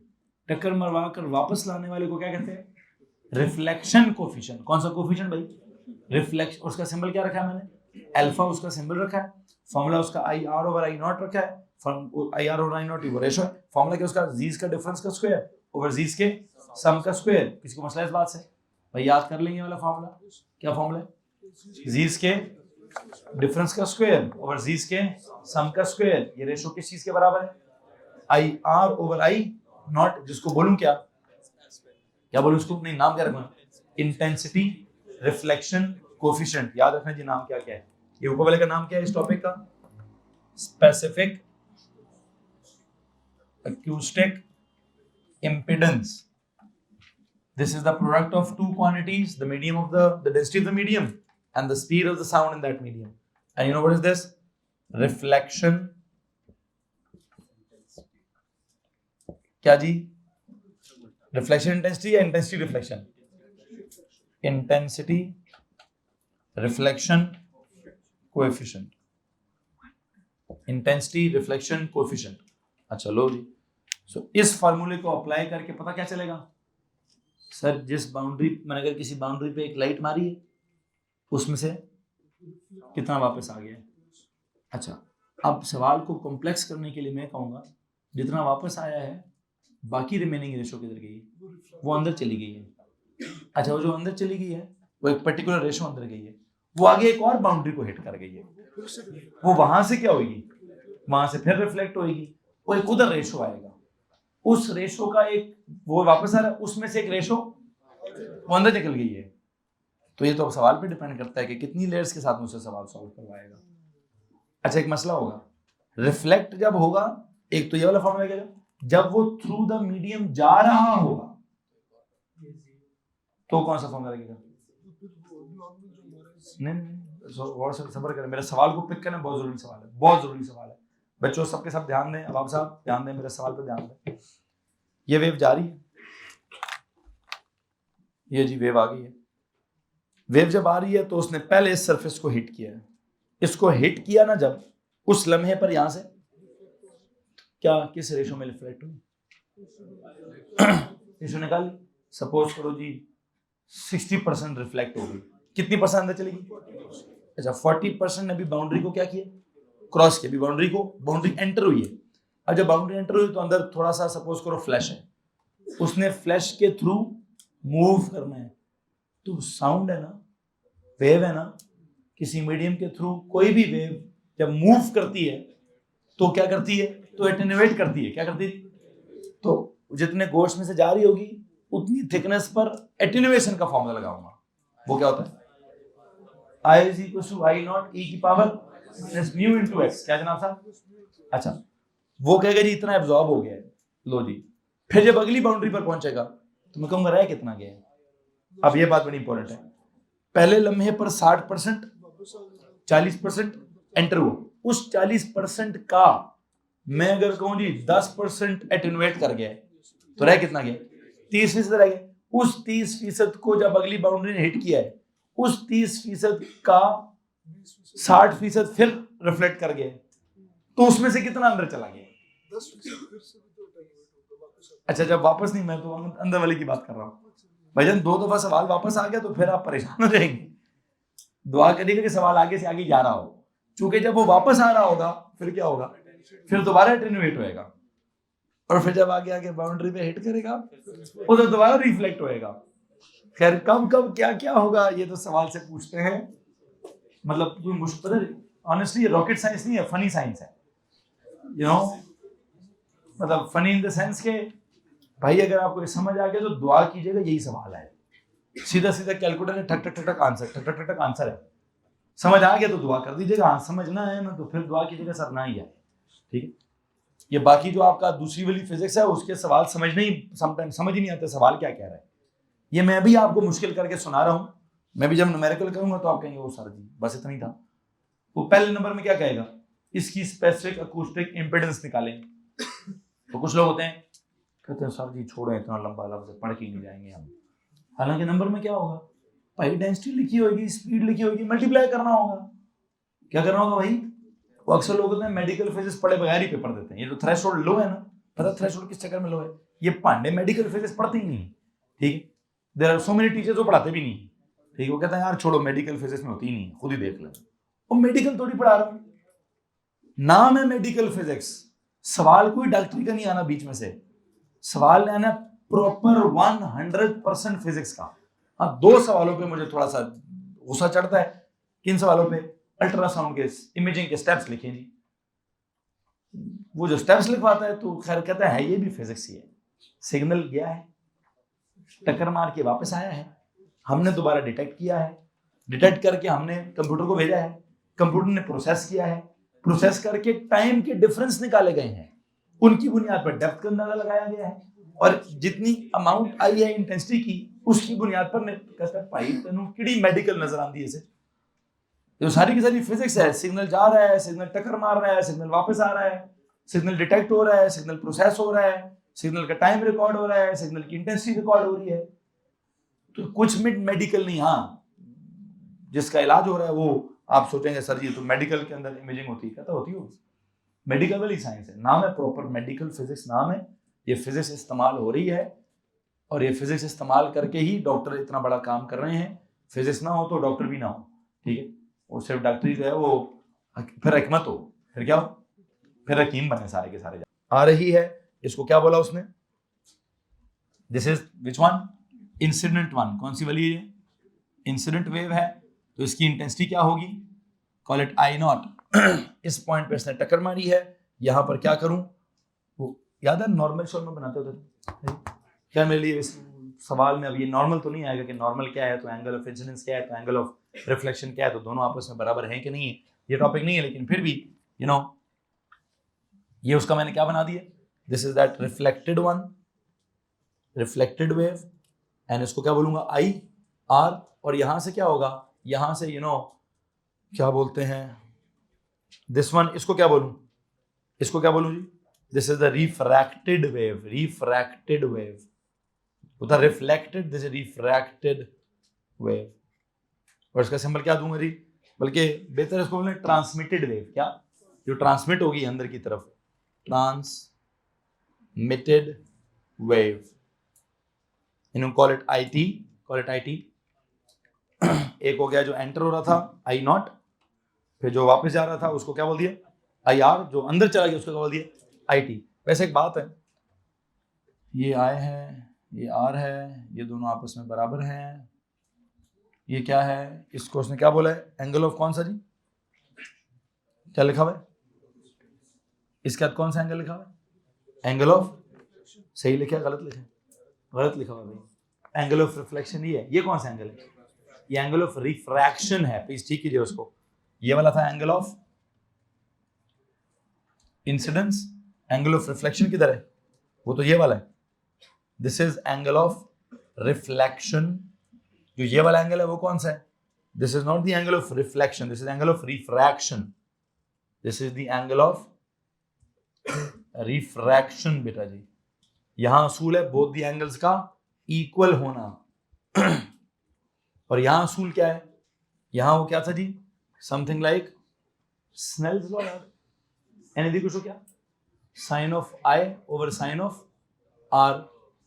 वैसे ही ओ लेवल की बातें याद कर रहा हूं, मेरे टॉपिक से रिलेटेड नहीं है। मेरा टॉपिक ये है कि मुझे करना क्या है? मुझे करना ये है भाई, मुझे 2 इक्वेशन आपसे बनवानी है। मुझे क्या 2 इक्वेशन बनानी है? सुनो और से, very very simple equations. I naught किसके बराबर है? I R plus I T के बराबर है। Total intensity is equal to क्या?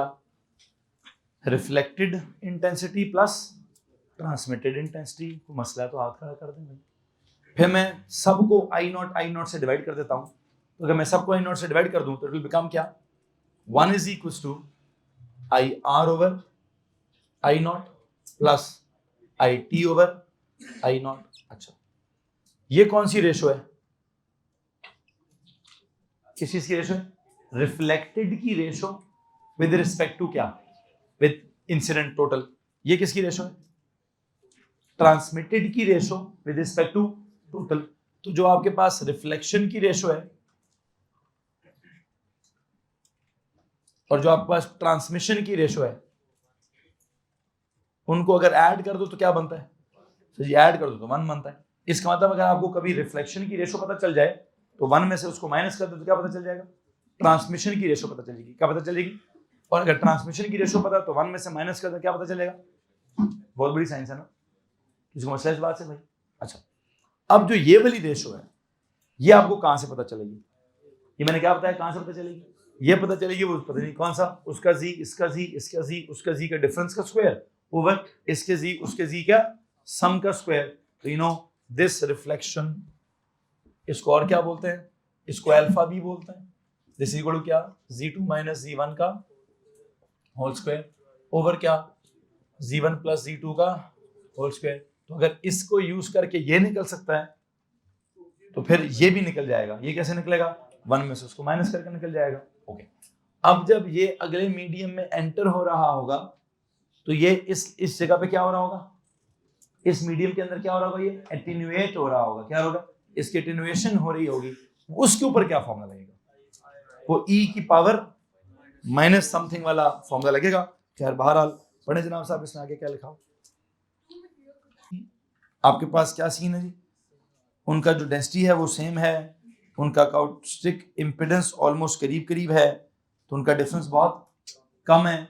तो रिफ्लेक्शन क्या होगी, बहुत कम होगी। तो ट्रांसमिशन क्या होगी, कहते हैं जब भी हम अल्ट्रासाउंड करते हैं पहले अल्ट्रासाउंड करने से पहले कोई कपलिंग जेल स्किल के ऊपर लगाते हैं ताकि उससे क्या हो सके, अदरवाइज पता चले एयर का कुछ और जी है, आपकी बॉडी के सरफेस का कुछ और जी है, इतना बड़ा जी का डिफरेंस आ रहा हो तो सारी वापस ही आ जाए।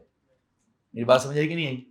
अगर आप एयर से डायरेक्ट क्या करेंगे, अगर आपने एयर से डायरेक्ट उस अपनी बॉडी के सरफेस के ऊपर अल्ट्रासाउंड मारी तो क्या होगा, एयर का जी बहुत कम है, आपके बॉडी के सरफेस का जी बहुत ज्यादा है, इन दोनों का डिफरेंस बहुत ज्यादा आ जाएगा। जब डिफरेंस बहुत ज्यादा होगा तो रिफ्लेक्शन वाला कोफिशिएंट बहुत ज्यादा होगा, तो ट्रांसमिशन वाला कोफिशिएंट बहुत कम होगा। इसलिए क्या करना चाहिए, कहते हैं जनाब साहब आप अपने सरफेस के ऊपर क्या करें, जेल लगाएं। तो जब आप जेल के थ्रू भेजेंगे तो क्या होगा तो जेल का और स्किन का क्या सीन होगा, जेल का और स्किन का ऑलमोस्ट जी करीब करीब होगा, तो उसमें से रिफ्लेक्शन बहुत कम होगी, ट्रांसमिशन बहुत ज्यादा होगी। आगे चलें, बस ठीक है, आगे चलें। आखिरी जुमला पढ़ लें, common mistake is to see, कौन सा वाला है ये, कहते C in the acoustic impedance equation is not the speed of light, it is the speed of sound. अब इतने तो काके नहीं होने चाहिए, होते हैं लेकिन होना नहीं चाहिए। आगे चलो जी।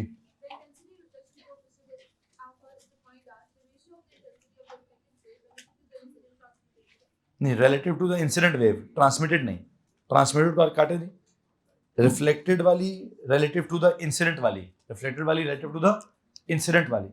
आगे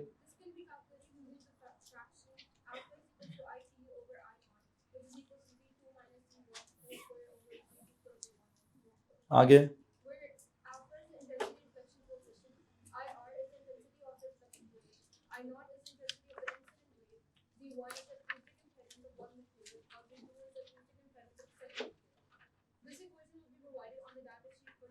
हाँ, बड़ी मुश्किल है जो प्रोवाइडेड है। आगे चलो, वो असल में इसलिए प्रोवाइड है, कहता है यार बच्चे इधर तक पहुंचते ही नहीं, बच्चों का दिमाग या उनका कॉन्सेप्ट या फिजिक्स में ना अनफॉर्चुनेटली सिलेबस भी यहाँ तक नहीं पहुंचता है। ठीक है, ये जो सिलेबस यहाँ तक पहुंचाया जाता है ये बड़ी जोर के साथ पहुंचाया जाता है। इस वजह से वो अक्सर टीचर्स क्या कहते हैं, 15 अप्रैल प्लस माइनस 2 और 3 डेज, वो कहते नहीं 2 और 3 नहीं, 2 एंड 3 डेज। तो 15 अप्रैल प्लस माइनस 2 एंड 3 डेज कितने हो गए, 5 डेज। तो कितने अप्रैल होगी, आज क्या तारीख चल रही है, 20 अप्रैल। तो चल रहा है हिसाब किताब, मैथ्स बड़ी सही फिट हो रही है, मैथ्स ठीक हो रही है, मैथ्स ठीक चल रही है। ठीक है जी, अल्लाह खैर करेगा। वो एएस वालों के साथ मैथ्स एक स्टेप और आगे चली जाएगी, तो उनके मैं कहूँगा नेक्स्ट टाइम 2 + 4 डेज, 2-4 दिन की बात है, तो 2-4 दिन एक्स्ट्रा लग सकते हैं।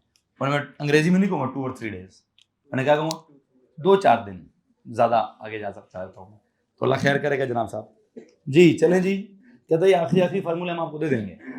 उधर से वो भी दिया, वो कौन सा वाला, स्टीफन वाला, वो था कोई अजीब सा, पता नहीं 4 पाई किस पे स्क्वायर था, r square sigma t power, याद है यार आपको, तो याद है यार, दोबारा बताएंगे। बड़ी जी बस शाबाश, ठीक। अब एक सवाल बताएंगे, ये रेडियंट फ्लक्स इंटेंसिटी क्या होती है?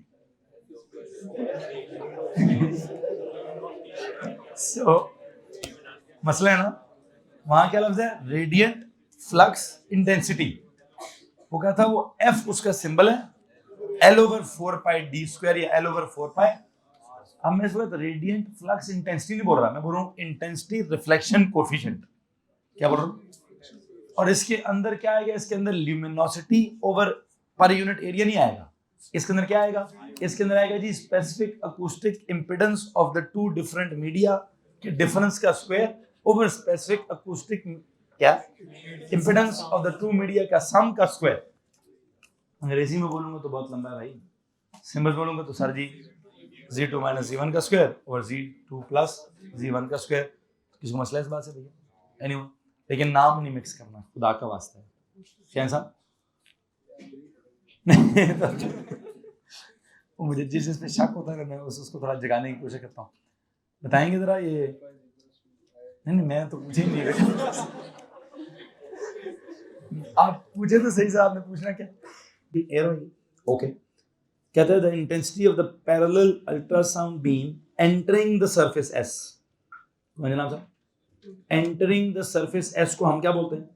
कहता है entering the surface S of the layer of the fat is I, you can call it I0, हम उसको I0 भी तो कह सकते हैं। आगे द बीम इज क्या, the beam is reflected from the boundary between the fat and the muscle. जब आपने सरफेस, बल्कि एक second, the intensity of the parallel ultrasound beam entering the surface S, ये उसने कहा जी सरफेस S में जो एंटर हो चुकी है, इसका मतलब है एयर टू फैट का कोई सीन, या तो ना एयर में एयर वाली वैल्यू बता रहा होता तो मैं एयर और फैट के बीच में भी क्या करता, कोई वो रिफ्लेक्शन का सीन करता, रिमेनिंग को ट्रांसमिशन करता। कहता है एंटर कितनी हो चुकी है, जो एंटर हो चुके हैं, एंटर ही आई हो चुकी है, एंटर ही आई हो चुकी है। तो इसका मतलब पहले रिफ्लेक्शन का तो सीन ही नहीं है, पहला सीन ही किसका है, पहले एटेन्युएशन का सीन होगा। पहले किसका सीन होगा जी, यहां बनाता हूं,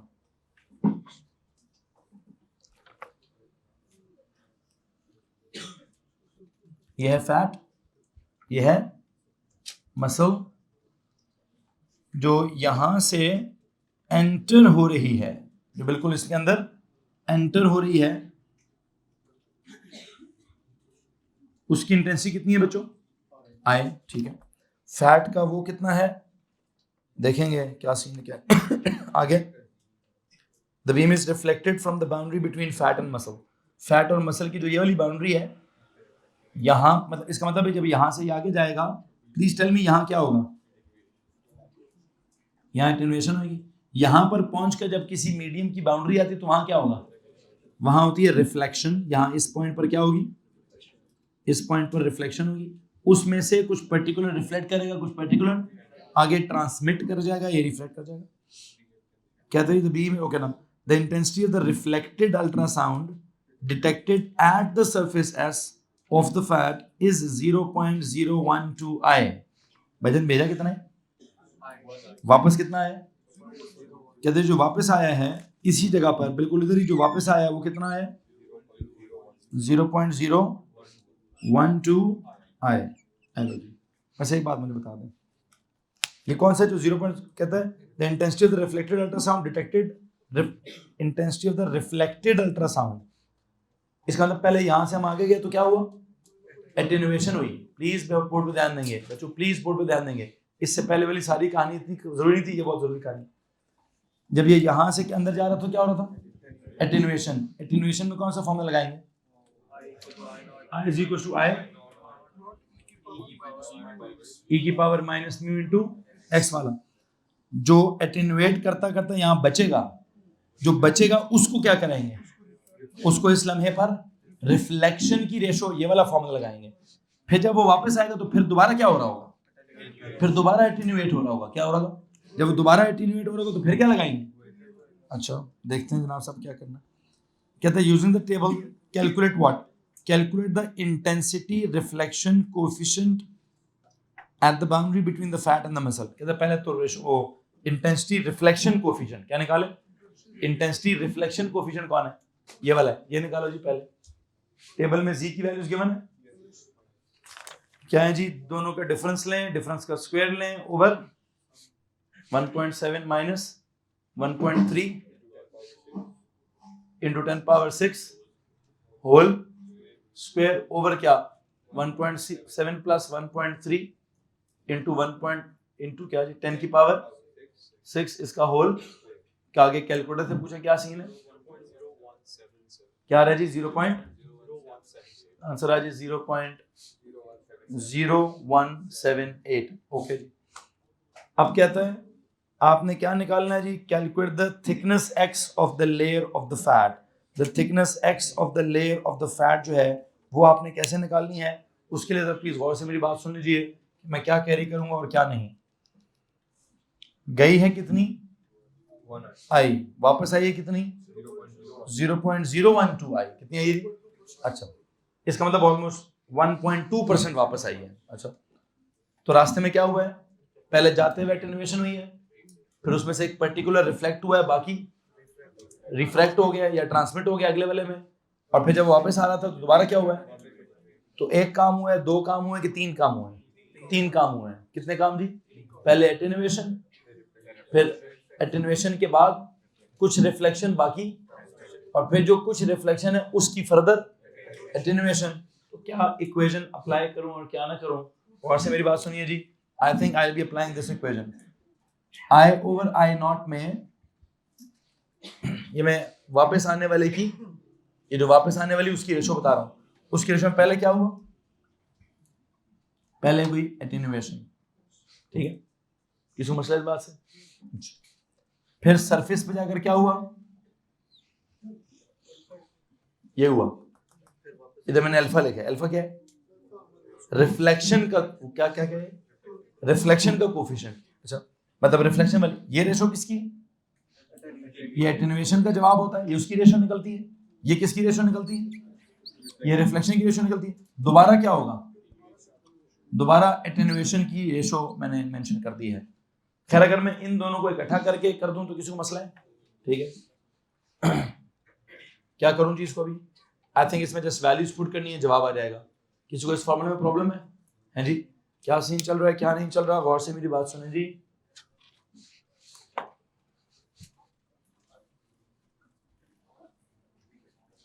मैं कह रहा हूं कि भाईजान क्या कॉन्सेप्ट चल रहा है, आई ओवर आई नॉट एक रेशो को कहते हैं। आई नॉट क्या होता है, टोटल भेजा कितना था, आई टोटल आया कितना है, वो रेशो किस पर डिपेंड करती है, पहले व्हाट, पहले क्या है, ये एटेन्यूएशन है, फिर रिफ्लेक्शन कोएफिशिएंट है, फिर दोबारा एटेन्यूएशन हुई है। किसी को इस बात में प्रॉब्लम है तो हाथ खड़ा कर दें। मुझे बात बताएं, भेजा आपने कितना था, आए, वापस कितना आया 0.012 आए, ये वाला है और ये वाला है, क्या करना, इसका मतलब जाने और वापस आने वाली की रेशो कितनी है, तो यहाँ पर 0.012 आ जाएगा। फिर e की पावर माइनस म्यू कितना है इसका, किसका म्यू जी, फैट में से जा रहा है ना, फैट का म्यू कितना है, फैट का म्यू है 48 पर मीटर, इंटू एक्स कितनी है अननोन, मल्टीप्लाई बाय जब सरफेस को टक्कर मारी थी तो कितना रिफ्लेक्शन हुआ था, कितने परसेंट रिफ्लेक्शन हुआ था 0.0178 इंटू ई की पावर जब वापस आ रहे हैं दोबारा फैट में से ही वापस आ रहे हैं 48 इंटू एक्स, थिकनेस उसकी नहीं पता, उसको मसला इस बात से। इन दोनों को इकट्ठा करूंगा तो पावर्स क्या हो जाएंगी, ऐड हो जाएंगी। जब पावर्स ऐड हो जाएंगी तो क्या होगा, दिस प्लस दिस, किसको मसला है,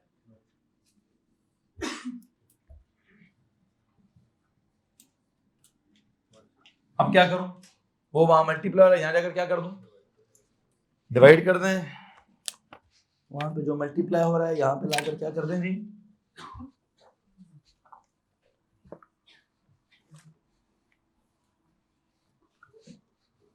वो जो वहां पे मल्टीप्लाई हो रहा है यहाँ पे लाके डिवाइड कर दें। 0.012 डिवाइड बाय 0178 इक्वल टू क्या, e की पावर इसका क्या करूं, -48x माइनस 48x कितने हो गए, -96x। फिर ये जो एक्सपोनेंशियल वाली पावर होती है उसको बेस पे लाने के लिए क्या करते होते हैं, दोनों तरफ नेचुरल लॉग लेते होते हैं। ये जवाब क्या था वैसे, 0.674। इधर भी ln ले लें, इधर भी क्या कर लें, इधर ln लेंगे तो वैसे ही क्या हो जाएगा, वो डायरेक्ट लिख दूं -96x। अब क्या करूं, अब जो ln ऑफ उसका जो जवाब आ रहा है उसको -96 से डिवाइड कर दे, x का क्या आंसर आएगा,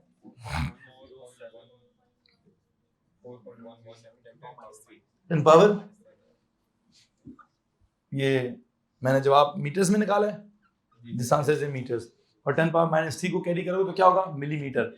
इसका मतलब फैट की वो क्या कहते हैं उसको, कितनी चर्बी चढ़ी हुई है उसके ऊपर है, उस पर 4 मिलीमीटर की चर्बी जो है वो चढ़ी हुई है। हैदर साहब 4.107 into 10 पावर -3 है, वो मसल की इंटरवेंशन मसल में तो गया ही नहीं।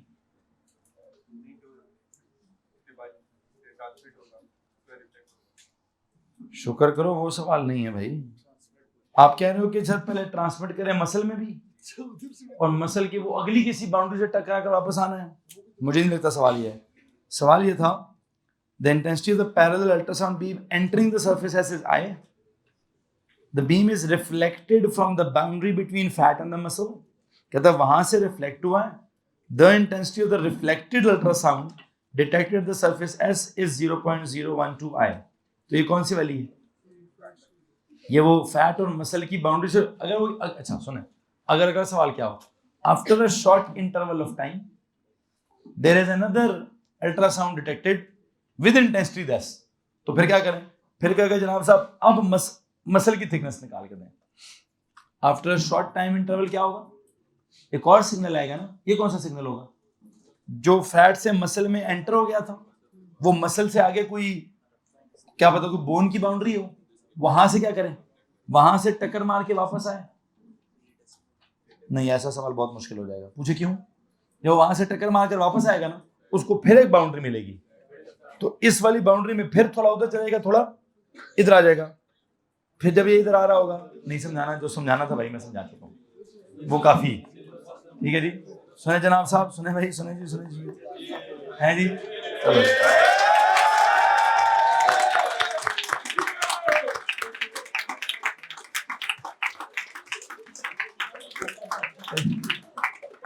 फैजान को सबसे ज्यादा खुशी चढ़ी है, फैजान साहब सिलेबस खत्म हुआ है, 13 अगस्त नहीं हुई, रिजल्ट नहीं आया अभी, ठीक है जी, रिजल्ट वाले दिन खुशियां चढ़ानी है।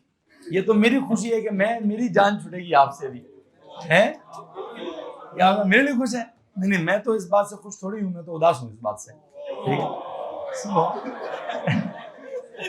अच्छा सुनो भाई, सुनो जी जनाब साहब, बिल्कुल मेरे लिए खुशी की बात है, मैं इतने दिनों से पागल हुआ हूँ, 1-2 दिन आपकी क्लास कैंसिल कर दूंगा ताकि थोड़ा मेरा ये रिलैक्सेशन चल जाए। बेटा मैंने रिलैक्स करना है अभी, अब यहाँ से आगे असल इम्तिहान अब आपका स्टार्ट हो गया है, ठीक है। मैंने क्या करना था, मेरा काम था सिर्फ और सिर्फ आपको पढ़ाना। हाँ मैंने हर चीज़ को अच्छे से पढ़ाने की कोशिश की है, जो आखिरी वाले सेक्शंस हैं उनके साथ एक चीज़ की कमी क्या रह गई, उनकी प्रॉपर वर्कशीट्स नहीं हुई या उनके प्रॉपर टेस्ट शीट्स नहीं हुए, ठीक है। अब मेरे पास दिमाग में 2 मॉडल हैं। मॉडल नंबर 1 मॉडल नंबर 1 ये है भाईजान कि क्या किया जाए, सीधा आपको पास पेपर्स पे भेजा जाए और आपको कहा जाए जनाब साहब आपने 2023 के पेपर्स मुकम्मल करने हैं। आई थिंक आपके पास फिजिक्स की बुकलेट में भी कितने होंगे 2023 के, 5 कैसे 7 नहीं, क्योंकि 4-2 और 4-1 रिपीटेड है, चलें 4-2 और 4-1 रिपीटेड होंगे तो अक्टूबर नवंबर के 2 हैं।